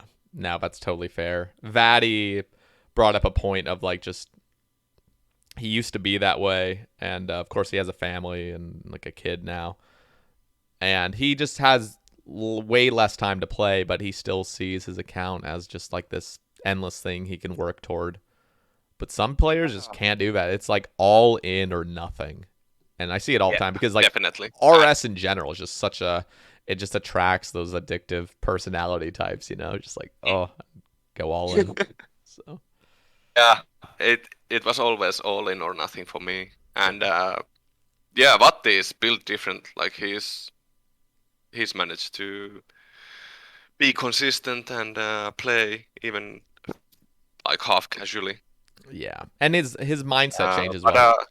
He was a skiller and now he's more like completionist. Just enjoy the game for what it is, and yeah, that must have helped. I bet. yeah, being a skiller, like having a skiller mindset is like it has to be all in or nothing. That's what it feels like to me. Because Basically, it's yeah. just like, okay, now I'm just skilling. Like it's like you need the competition, you need that like fire going on to keep motivated. Yeah, some people can make it like about their own goals, and they can Yeah, like I have to like compete against rephrase themselves. that. I'm not speaking for everybody, but yeah, just a lot of people I do know are all in. Okay. Parks asks, what update do you feel has ruined the Iron Man mode game, or the Iron Man game mode the most? If you could add one thing, any form of update to the game, what would it be? All right, let's take the easier one first. If I could add one thing, I'd probably add dungeoneering. I remember when dungeoneering was released in 2010, I think, and it was maybe yesterday, day before. I was scrolling through all my old pictures, and some of them were dungeoneering on release, and we did like a medium 3-man dungeon, like 95 minutes or something, and we thought that was like amazing, and we did good, and we got like 30k XP or something. We were completely clueless about that, but yeah. I really like dungeoneering, and I would love to see it. I know there's the corrupted gauntlet, but I've just put it in as a skill, just the way it was in RuneScape 3. Interesting. I never played dungeoneering, so I have no say in that. I have no idea how fun it was. A lot of people share that opinion, though, of re-adding dungeoneering. Yeah, at first I disliked it because I was so bad at it. But later, when I got a bit more efficient, I knew what I was doing, and there was so many different aspects to it. Like it was so broad as a skill, Mm-hmm. and yeah, I'd like to see that in old school. I know it's not never gonna happen, not as a skill, maybe as a mini game, or well, maybe not even that because of corrupt or gauntlet. But what update do I feel ruined the Iron Man game mode the most? That's a hard one. I don't think any update really ruined the game mode, but I'd probably have to say Chaos Altar or Zaya Runecrafting because those are the only things that pop to my mind now. Yeah, those are just the big ones. I'm just like, God damn, just so busted. And I don't know. Runecrafting was just one of those things I always felt was just so prestigious. I know Hauke. I think he was rank 1 runecrafting for a while or something like that. He was really high up there early days. I think you would remember a lot more than me, but Hauke was like super high runecrafting, but he had to get all his essence manually, you know? That was the beauty of runecrafting. It was just so prestigious because it was just such a fucking long skill. And ZRC came out and just like, oh no, don't need anything banked. Just go grind. Get it done. Yeah, and it was some of it was the like AFK part of it. Like you could AFK 99 runecrafting now. You could just watch Netflix. You could watch like a couple series of Netflix and get it done. Yeah. And that just reminded me of the update that they did in RuneScape 3. Like they made, I can't remember the name, but you'd go to this otherworldly thing or place, and you just like clicked on nodes or some kind of creatures, and you'd siphon them or something, and it was completely AFK, and it just gave you the best XP runecrafting. I did it, of course, to 99 runecrafting or post 99, but I hated every minute of it. Yeah, kind of. And it's just boring to make skills like AFK, and that's just my opinion, though. A lot of people have real lives and families and careers and stuff, and they want to just be able to AFK and get progress. I personally, you know, I'm still single, still addicted to this game, so I want activity. I want to be engaged in the game. That's what I love. But okay. Yeah, I didn't mind AFK like methods for skills in general if they were like, or if more active methods were better XP for like woodcutting. And fishing and stuff where you could tick manipulate.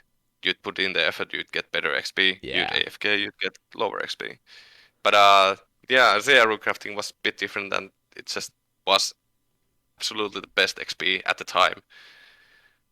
Yeah. Or actually, no, lava runes. Lava runes were still better, but like for iron, Yeah. it just blew out the meta. Right, because of the essence. Yeah. Yep. By the way, I don't know if you're familiar, but they are making a RC minigame that is basically fully kind of reworking the not fully reworking the skill, but it's giving love to traditional altars again and Abyss. I heard about it from your ramble, surprisingly. Yeah.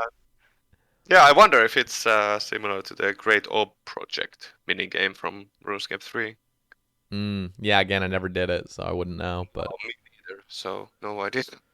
I'm just excited to like let runecrafting do what it's supposed to do, which is generate a bunch of runes, be a good moneymaker, and that kind of just makes the skill more enjoyable. Instead of it just being horrible money and really slow, now it's at least going to be really decent money and a lot of runes crafted per hour.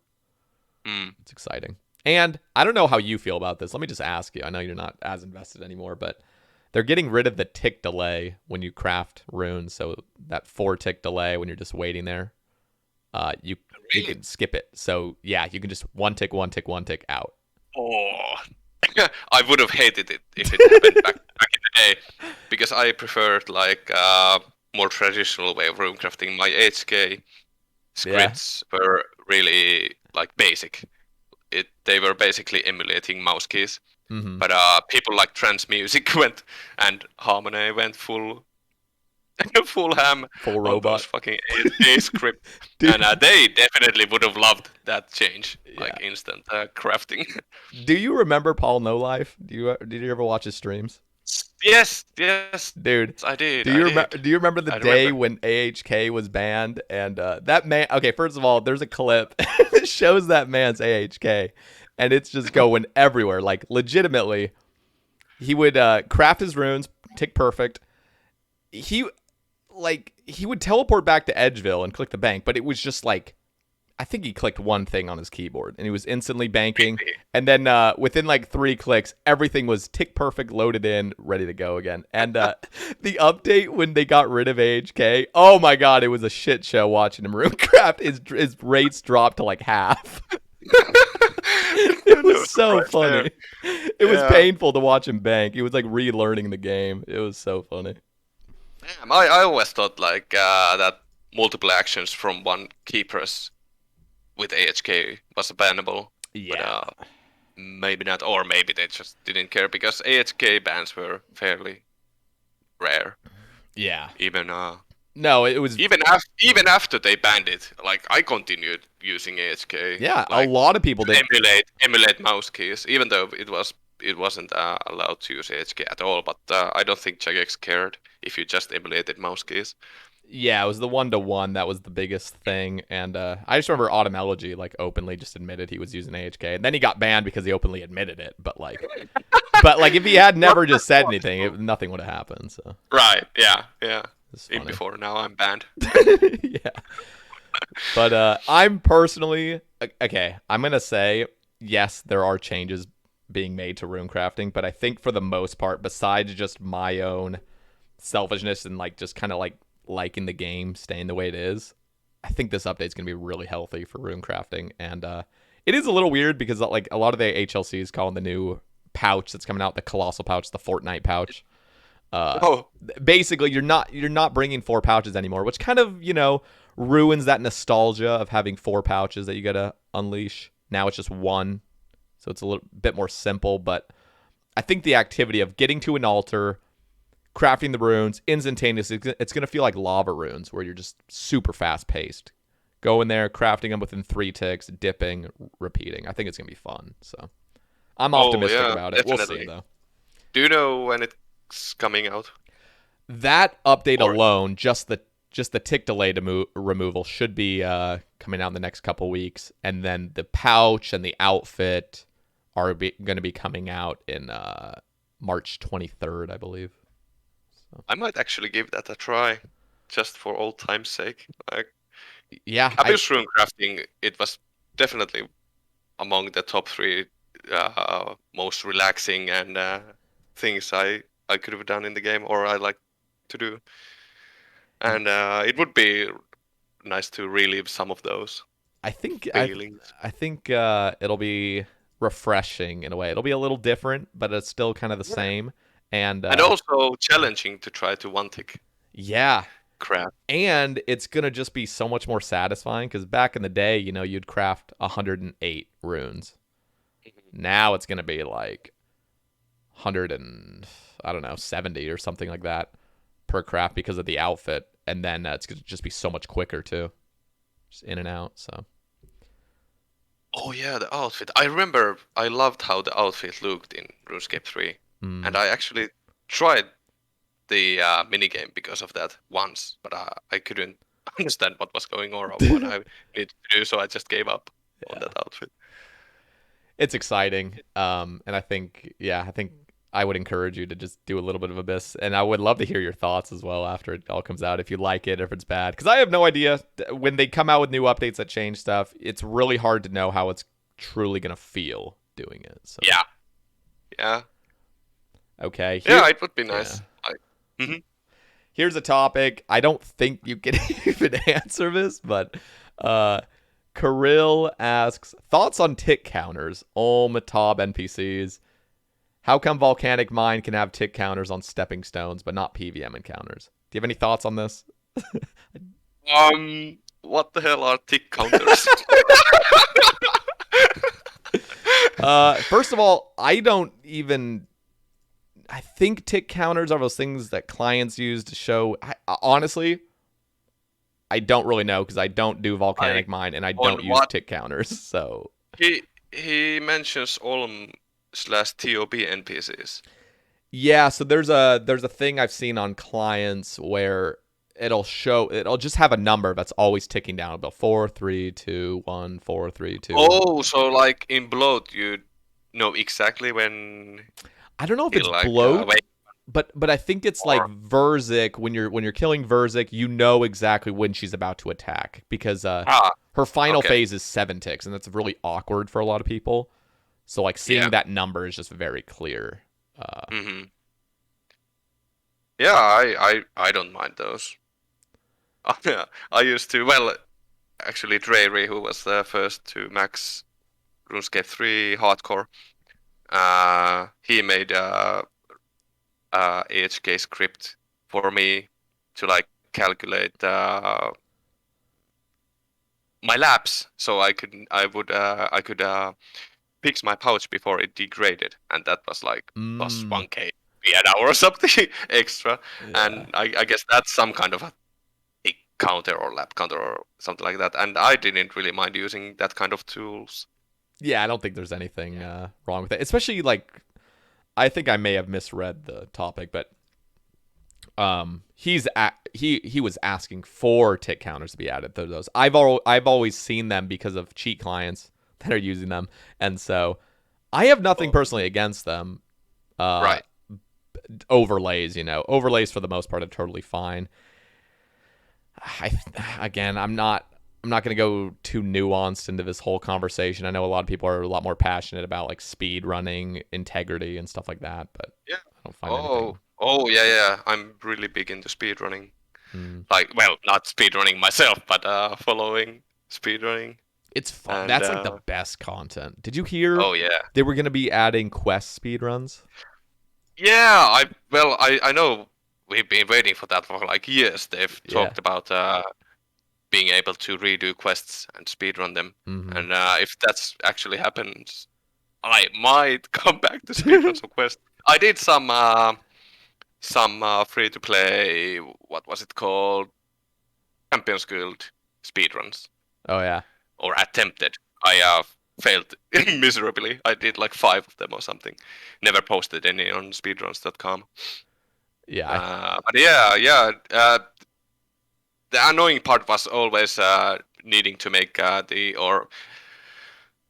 putting on the authenticator for the new account. So it took like good 10 minutes to set up every speedrun. So, and it took like 90 minutes back then, I think. Now it's probably less than an hour.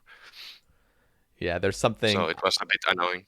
I'm not personally a speedrunner, but thinking of watching people just dominate quests sounds really fun to watch. Then again, if you get it down tick perfect, wouldn't you just get the permanent rank 1? Or I don't know.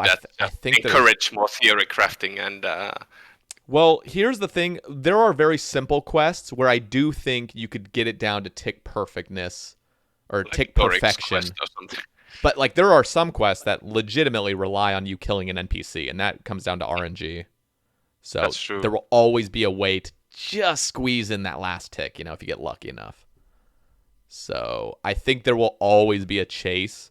And one thing I'm curious though is, will it be required to show video evidence of your run when uploading a time? Because I feel like there's something really cool and interesting about seeing a number without seeing the actual run.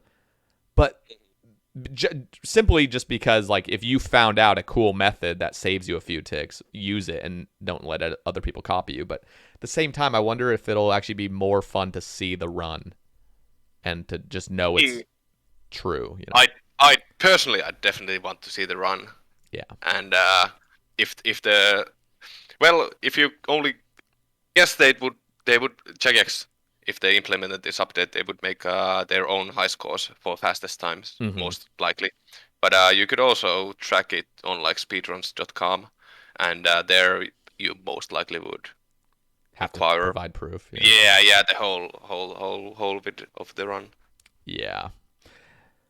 Yeah, I think what would be cool is like to upload a run, record it to make sure, and then if there are discrepancies or people like accusing you of like abusing something, then you would have to show it. But I kind of like the mysteriousness of, like, I don't know. I just imagine, I'm just thinking of a quest like Sheep Shearer or something, and you just see Wooks have this unbeatable time. You're like, what the fuck? Like, how did he do that? And the mysteriousness of it would be so fun. Like, to be like, how did he save like all this time? But as soon as you see the run, you're like, oh, well, anybody can imitate that now. That's a good point. I think I'm okay either way, because it's really fun to watch the content. So yes, watching speedruns is the best. Yeah. All right. Flo the Ironman says, massive guest, very pumped for this. My topic would be, how did he maintain rank 1 for so long? I'm a filthy casual, and it just baffles me. Just putting in the time. Like, I didn't really have, after maxing, Leslie was of course the first to max. I maxed maybe 3 weeks after him, and he didn't really go that hard post max, so there was not that much competition, even though I also didn't go that hard. It wasn't too bad getting rank 1 and maintaining it for some time. I wasn't rank 1 for that long, I don't think. Maybe a year or something. And well, I'm also a filthy casual now, and but it's all about time in this game, at least. Yep. Like, just put in the time and be consistent. You'll rise. Just play a lot. Yep. No, I mean, I don't really care about ranks at all, but because I just play this a lot, now it's my job. It's just, you know, I'll keep rising ranks. I think there is a plateau that I'll hit. Like right now I'm rank 87. By the way, when I passed you, it was bitter. It was bittersweet, man. I'm not gonna lie. And you probably already heard my thoughts on it, but like, yeah, I did. Yeah. But also, when he passed me, I don't remember when it was. He sent me a message on Discord. I mean Twitter. Yeah. It's just weird. It's like weird to see that you were rank 1 for so long, and I remember seeing it, and now that I've passed you, it's like, what? How is that even possible? But yeah, I think there is a plateau that I'll hit, and I think I was kind of theory crafting on my stream. I was like, I think if I continue to just play as much as I do, which is about 8 hours every single day on average, I'll probably cap out at like rank 50 or so.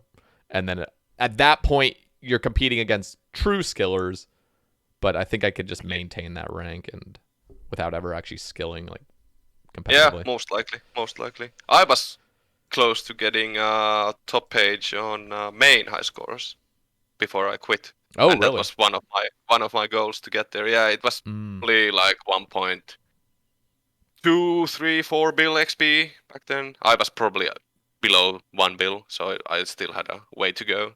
But you could push for it. I could have probably done it. Yeah, there's something cool about like just, and again, it doesn't hit the same anymore, but 100% on release of Old School, there was something really special about being on that top page. Just like, hell yeah, like that is what RuneScape was. It was skilling. Yeah. And so if you were the top dog, if you had high stats, if you had a 99 even, you could flex that shit. Nowadays, if you have a 99, there's no flexing anymore. Just like, No. you can't no. even flex Yeah, max anymore. It's so bad. That's why you need a comp cape. Yeah. Yeah, maybe. Jesus. What are your thoughts on comp cape actually? It's tough for me to say. Comp cape gets me worried simply because it directly will make things faster. Dramatically. Because everybody will want their comp cape then, and Jagex will feel obliged basically to just start making all these skills easier and faster so people can get it. I'm okay with it in a way, but like I also want to keep it simple because where do you draw the line? Do you have to complete all Castle Wars? Do you have to complete all this random shit? Or is it just going to be simple where it's like complete combat task, complete the achievement diary, quests, music cape, max? Or like, I don't know. Then would you lose it on every update that they add something? Exactly. That's the kind of stuff that bothers me is like, this shit will be so annoying to upkeep. And this also, comp cape will encourage voting no to things, which, for the most part, a lot of purists would love that, start voting no to everything. But my suggestion, and you've probably heard it, was like a collection log sash or a collection log book or a cape or something like that, where instead of being a comp cape, it's just encouraging you to complete collections logged. So one of my ideas was like having a wieldable book that every 100 collections logged, you get an upgraded book, and it would just be to like show off. It wouldn't have any crazy to distinguish. Yeah. It's hard. I don't really know. I wouldn't be totally against it. In fact, I think if they pulled it and it was well thought out, I think I'd be okay with a comp cape, but it would definitely devalue stuff. What do you think about it? You want it, I think, right? I honestly have no idea. Don't really care either way. Yeah. I just wish that the max cape was more adjustable, like the colors, because you could change the colors to basically anything in RuneScape 3. Yeah. And I wanted the pink one. Oh, I wanted a pink fucking max cape. I want that one thing. I really wanted to talk about this. They even had the pink dye, like, as an item in old school. You could just use that on the cape and make it pink. But no pink cape for me. I have some images to pull up on my end. It's actually just showing. Let me see if I can show this. There we go. It's just showing how the max cape used to be kind of customized back in RS2. It shows that there was like 4 different colors you could change, and had like the little color picker and everything, kind of like where you go to the clothes shop and change your colors. It looked like they were all those same colors. So yeah. I think having simple color changes is really nice and very welcome at this point. There's over 20,000 max players. So really, 20K, yeah. 20. Wow, over that. I don't even know how many exactly, but I just know we're over that, which is insane. So I wonder how much having max cape in the game boosted that. Because before that, you really didn't have any reason to max unless they like to be on the like high scores. I mean, if you even think of, let's just say they didn't add a max cape and they never released Wintertodt, or let's just say they didn't even release Zaya. So RC is still doing nats or something, and fire making is still manually burning a log after another. Like, bruh, I'm pretty sure we'd be at like 4K max players at this point.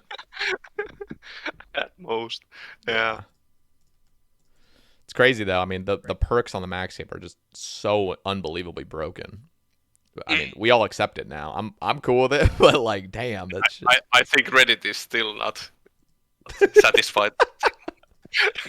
Always there's some kind of thread like boost this perk, please. Yeah, and like it's hard to like say. It's always a debate whether it's considered quality of life or just making shit easier to make it easier. Because I mean, they are going down the route of making things more streamlined. One of the things they're adding is when you click an anvil, you can click spacebar now to just make the new or make whatever armor you're currently making, you know? Which if this had been polled 7 years ago, like everyone would have voted no to that. That would have been too OP. Yep. But then again, it's like everything's already kind of been standardized in a way, so it's like, you know, everything's already spaced. I was watching your video, by the way, your latest ramble, and you would had to click like 999 every time you flexed your arrow shafts. Like, you've got to admit that is just tedious, the pointless tediousness. True, it is, but it but wasn't where do you draw that the line? bad. Like, yeah, that's always the question. Yeah, it's hard because as much as I love being interactive in this game, I also love quality of life and just making things not tedious. Clicking a armor piece one time every time you go to the anvil is not bad, but you know, we could just click spacebar. Why not? Yeah, why do that when you can press space? I remember when they added right-click teleports to the Amulet of Glory.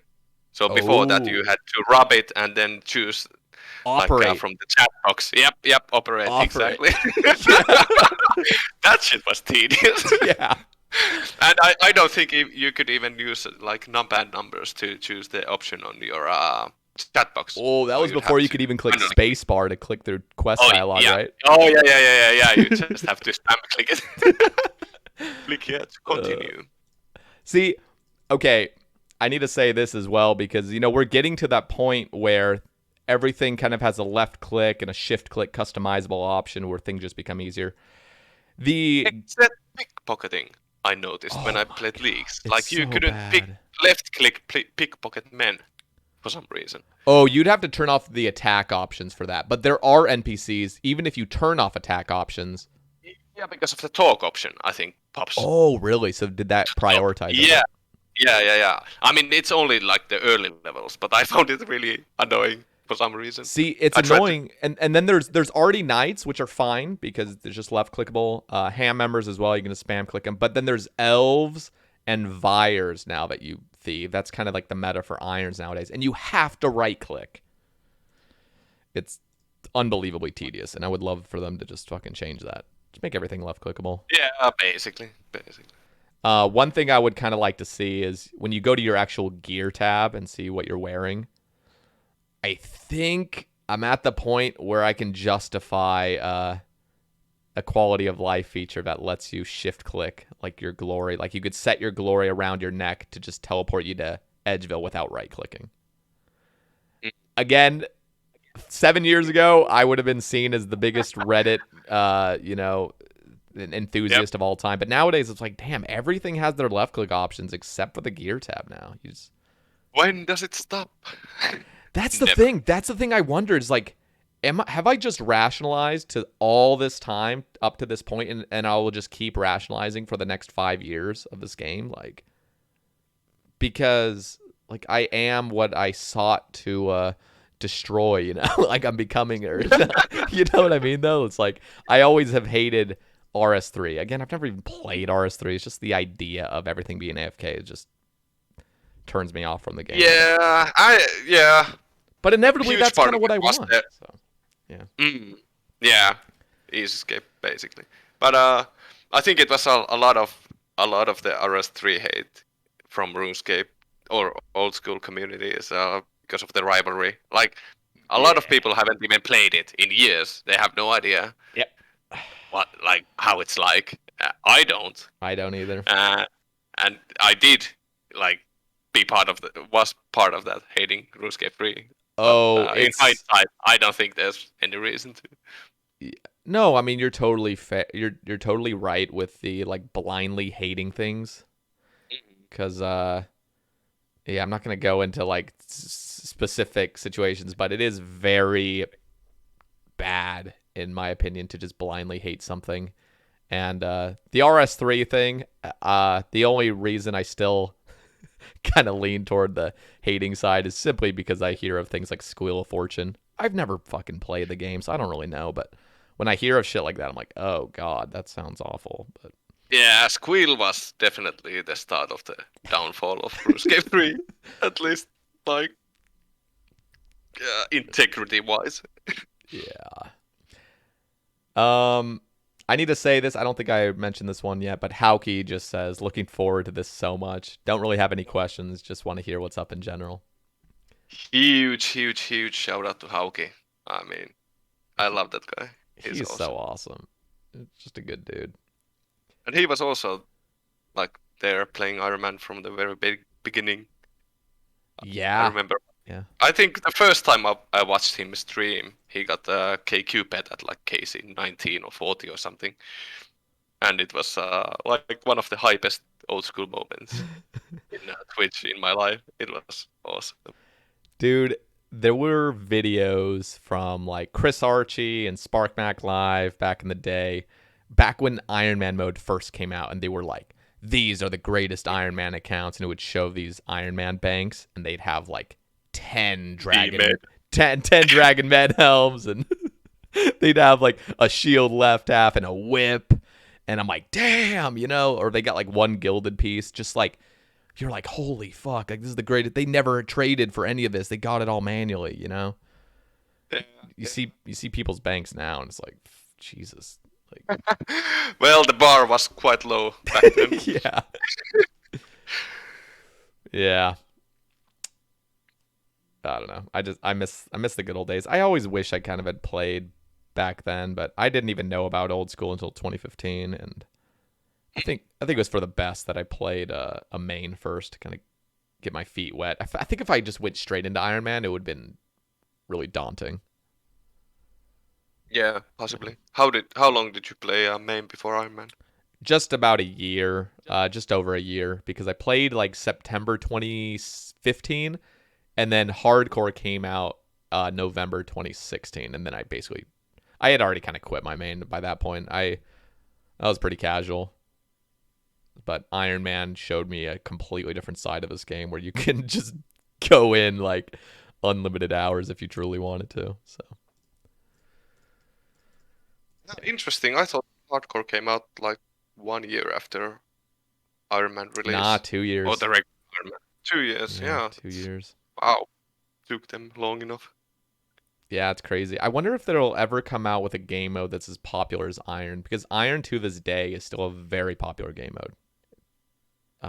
Especially to have come out in 2014. That's insane. I think Hardcore Ultimate could do that. It won't. Nobody will play that, but I would. I would play it just for fun, you know. Just Oh, that would be way too hardcore, especially for me. Like, yeah. I was known for my rate of dying to stupid stuff. Like, I think the first day I started doing Zulrah, I died maybe 40 times or something. Jesus. Yeah, hardcore would have never worked out for me. Yeah.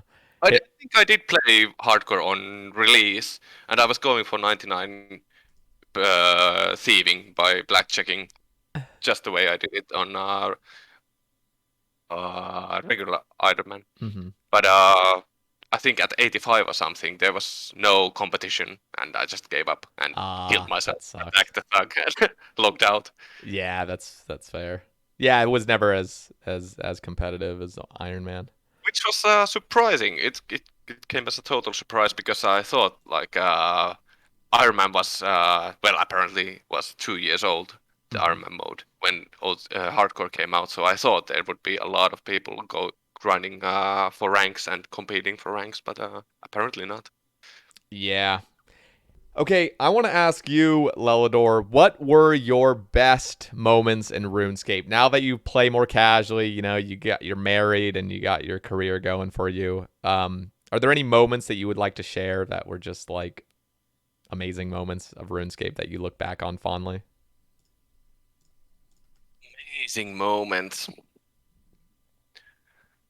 Well, definitely some of the streams that I got first Ironman 99 on Slayer, Runecrafting, at least those two.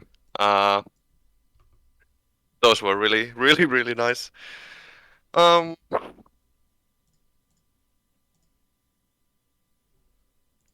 maxing the Ironman, of course, getting 200 mil player making, finally getting eminent rank 1. Well, all those Discord calls back when I was in Hexis before Ironman, and then Erudite, Apex, Wait, times were on you Ironman. were you ever on a Hex's podcast? Yeah, on a few of them. Yep.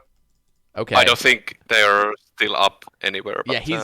yeah, I think Randalicious is remastering them, so he's coming out with them slowly again. I think he's on episode 13 now. So Oh, oh wow. yeah, re-listening to those, by the way, are total gold. I mean, it's just fantastic to listen to. You got Autumn Elegy on before he had even maxed and all this. You got trance music. You just like total just people I look back on it just I just love it. And we got like Sick Nerd as well back when he was a skiller, which is Oh man. it is unbelievable to hear the difference of like his mentality to the game then and now. Yep. He changed a lot. But yeah, I was in Hexis, joined with Rane and Edsk, and later we coaxed acid sold in the joining, I think, Oh wow. and we were the squad of Hexis. Yeah. Oh yeah, and on my main, going for records was a really big thing. I did that even in Runescape 3, like through Runetrack or something, Mm-hmm. and it wasn't that big of a thing. But in old school, like especially the Agility Week record I tried to go for was one of the special ones. Like only sleep. Well, my aim was to only sleep 4 hours that week, Mm. or maybe it was 9 hours. 4 hours, 1 hour a night, first 4 days, and then like 2 hours a night for the last 3 days or something. But I completely messed up, and I even gave my number to Rane and Esk so they could call me if I didn't show up, if I slept in, and they did. And I had my phone like a few meters away from my bed, so I'd had to actually get up Get up to to answer it off. or close it, the alarm. But I just slept through all of that, like good 8-9 hours or something. Then woke up and I was like, "Fuck! I fucked it up." I was aiming to get like 10 mil XP, I think, and I managed to get 9.4 mil or something. And that was my third time trying.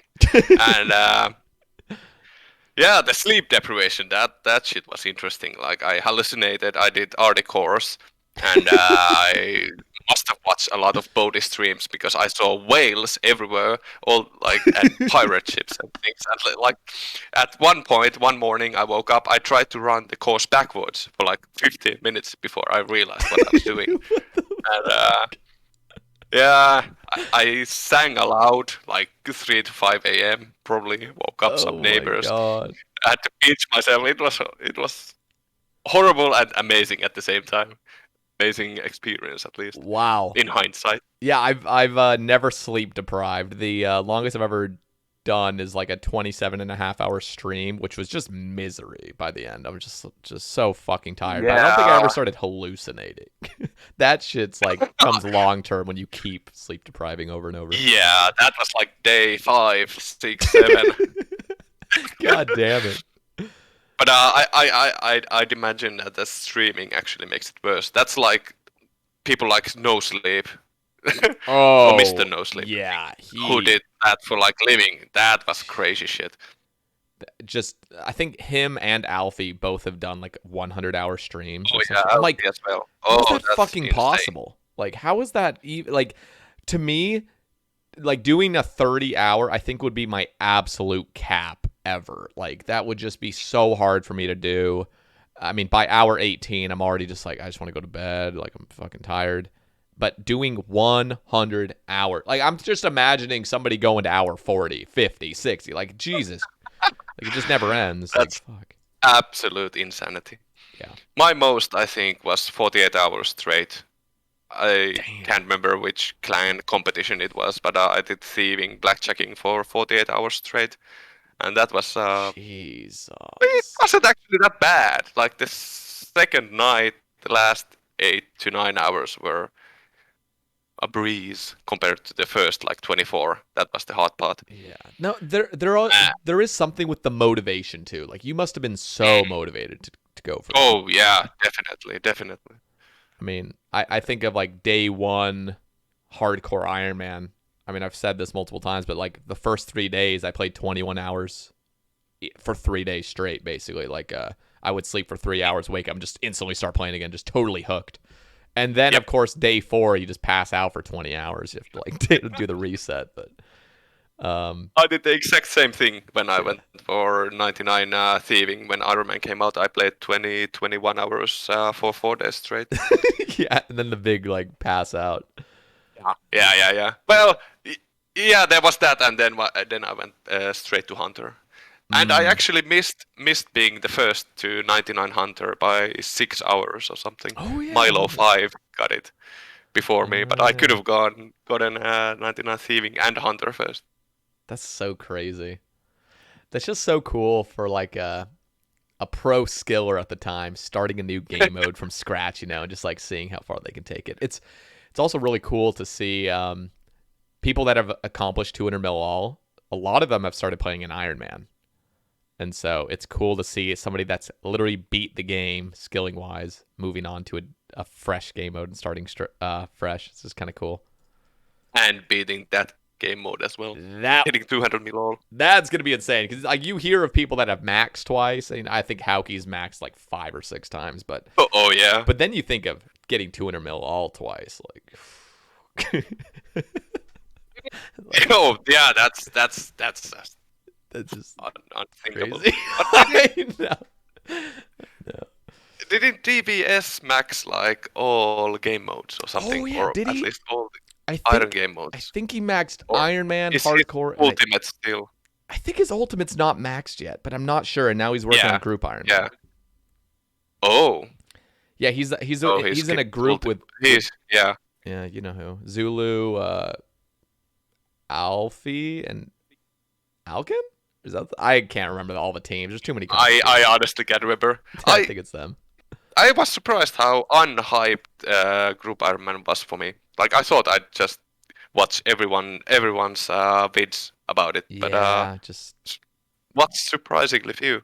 Yeah, it wasn't. That's same here actually. I was really looking forward to watching it. I just feel like, well, one of the things they kind of fucked up on was, have you ever looked at Group Ironman high scores, like the official high score page? No, I haven't. It's dreadful. It's dreadful to look at. There's first of all, it doesn't even have that iconic look of like that nice scroll. It's I'm just gonna pull it up on my end just so other people can see it. But like I'm just gonna show the difference between normal high scores. So this is what like the normal high scores looks like, just nice scroll paper, and then you go to Group Ironman, and it's just like. Okay, never mind. It's still the same scroll paper, but when you, it's just like it's confusing. Like the things aren't on the sides. You got to click 2, 3, or 4 or 5 man. You got to click hardcore group, and then when you click on a person's team, like let's just click on Alfie's team. What the fuck am I looking at? It just looks bad. Like I don't know what's going on here. Like you get the details, but it's like this isn't familiar at all, and it makes me want to leave the web page. Like it just looks bad. And there's no I don't think most people really care about boss high scores and stuff, but there's no boss high scores. It's just shows your full total level and your contributed XP. It's strange. Not a fan of it, and the hype around Group Ironman just wasn't really the same. There's also been some problems with people account sharing. I think the hype peaked like 2 years before the Group Ironman was released. It did. Like, it was passed so early, and they basically promised it then, and then it took like 2 or 3 years or something to actually release it.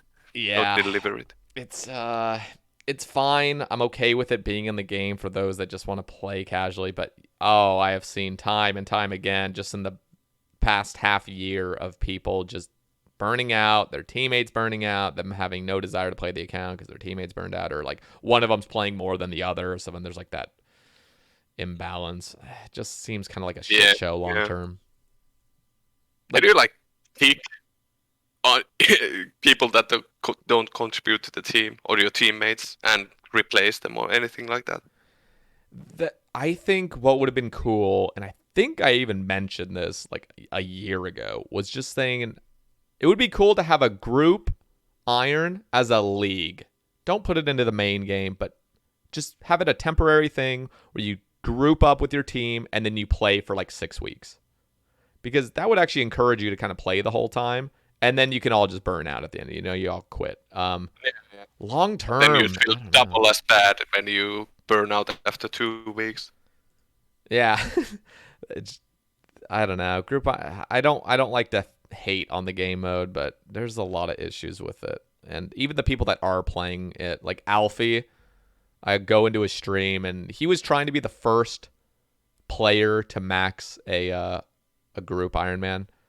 And of course there was another guy that beat him to it. I don't know the full situation, but apparently his teammates were just feeding him all the supplies, and his teammates were also account sharing. So like the person that actually maxed first didn't account share, but his teammates did. So like, where do you draw the line to ban somebody for account share? I don't know. The whole thing's just a mess. So yeah, I think they like long time ago said that account sharing was fine unless you did it for ranks. Yeah, and then where do you? I don't know if they extend that to group Ironman. Yeah, I don't know. It's just I don't even know if anyone cares about group Ironman ranks. See, that is always of course the people who played. Yeah, and that's where it's brought up. I mean, people were literally like, "Oh, Group Ironman's a casual game mode. Nobody cares about ranks." But then you got Alfie streaming to 1,000 people that he really does care about the ranks. And so, like, who's to say if somebody cares about ranks or not? I mean, it should just be a rule to not account share and get banned for it. But I don't know. Yeah, I'm glad I'm not involved. Maybe it's too much to enforce it, or too hard. Oh, 100%. You'd have to invest resources into just enforcing that shit, and it would just. For the most part, 99% of the cases, it wouldn't even matter that somebody's account sharing because a lot of casuals account share. That's fine. Yeah. So, unlucky, but what can you do? Okay, I have just a couple more questions, and then honestly, like I'm pretty sure we've covered everything. So unless there's something you want to add after my couple questions, we'll probably just wrap things up. But sounds good. I want to ask you. What are the greatest RuneScape achievements of all time? And then for my final question right after that will be 3 shout-outs from people in the community that you look up to. Oh, man. So what are the greatest achievements that you saw, at least maybe in your active lifetime of like playing the game? There's obviously been tons of achievements since you've quit, quote unquote, but... Right. Yeah. Well, first of all, Suomi getting 5.2 bill in Runescape 3 was a massive achievement. Jebrim getting 1 bill agility XP. I think he did it. Finished it. Insane. We didn't even get to Jebrim. Maybe that's good.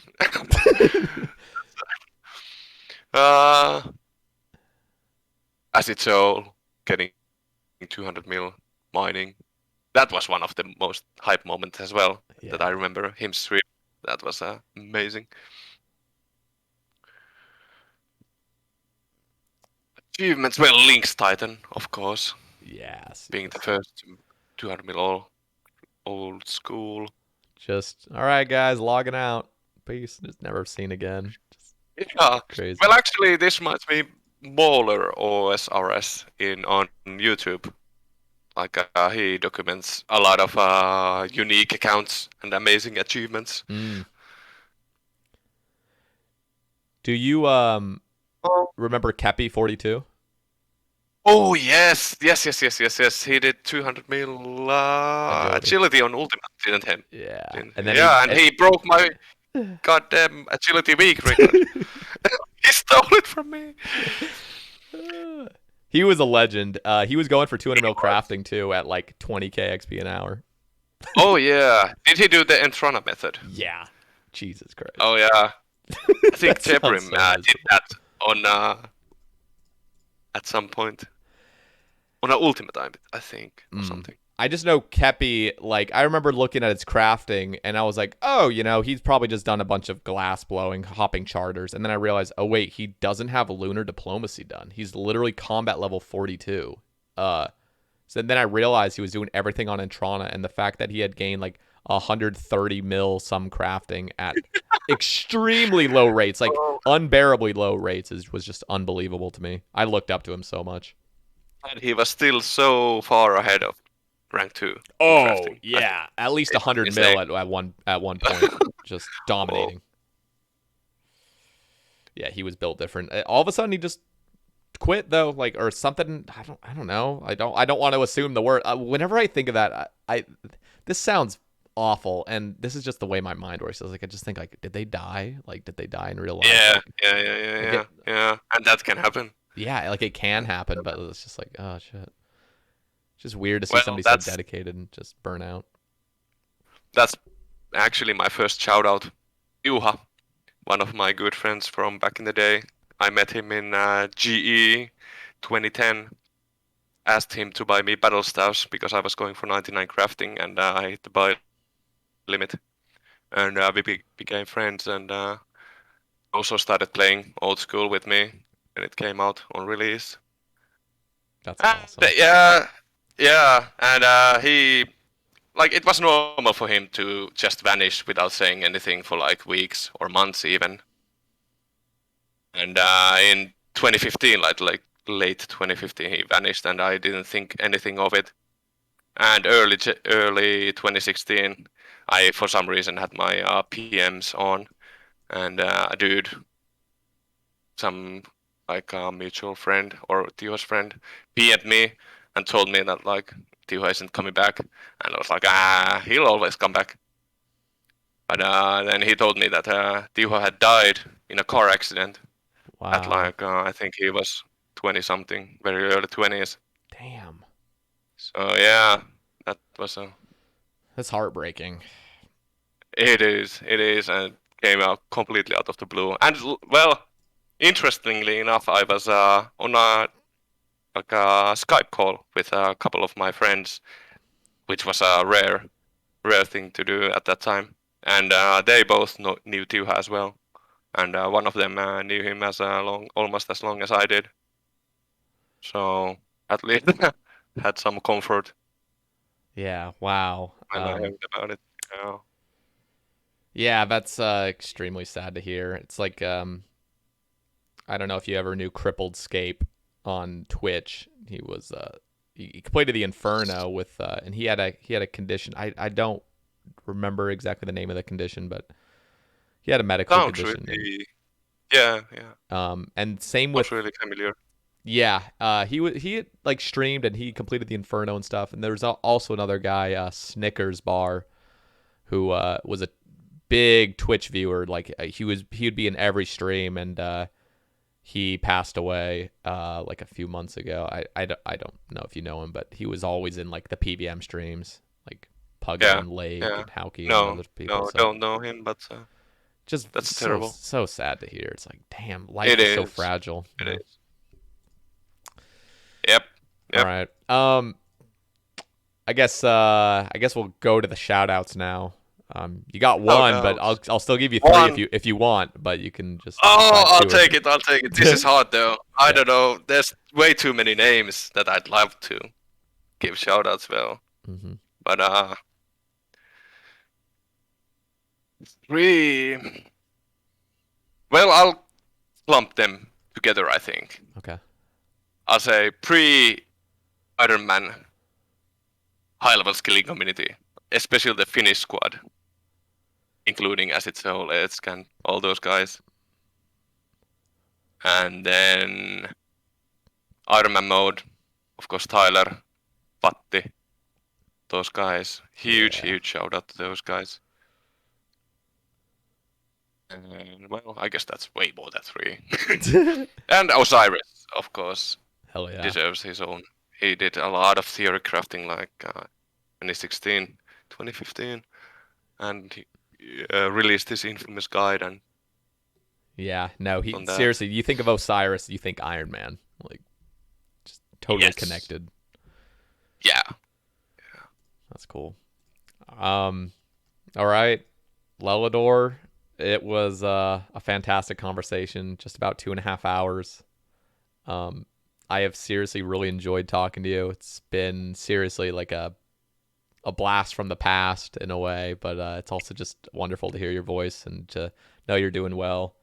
And I am sure that a lot of the people listening are also very happy to hear your voice and just see that you're happy and stuff. Yeah. So That's really kind of you. Thanks for having me. yeah. And it was really nice talking to you. And shout out to everyone who knew me or knows me, listens to it. I love you.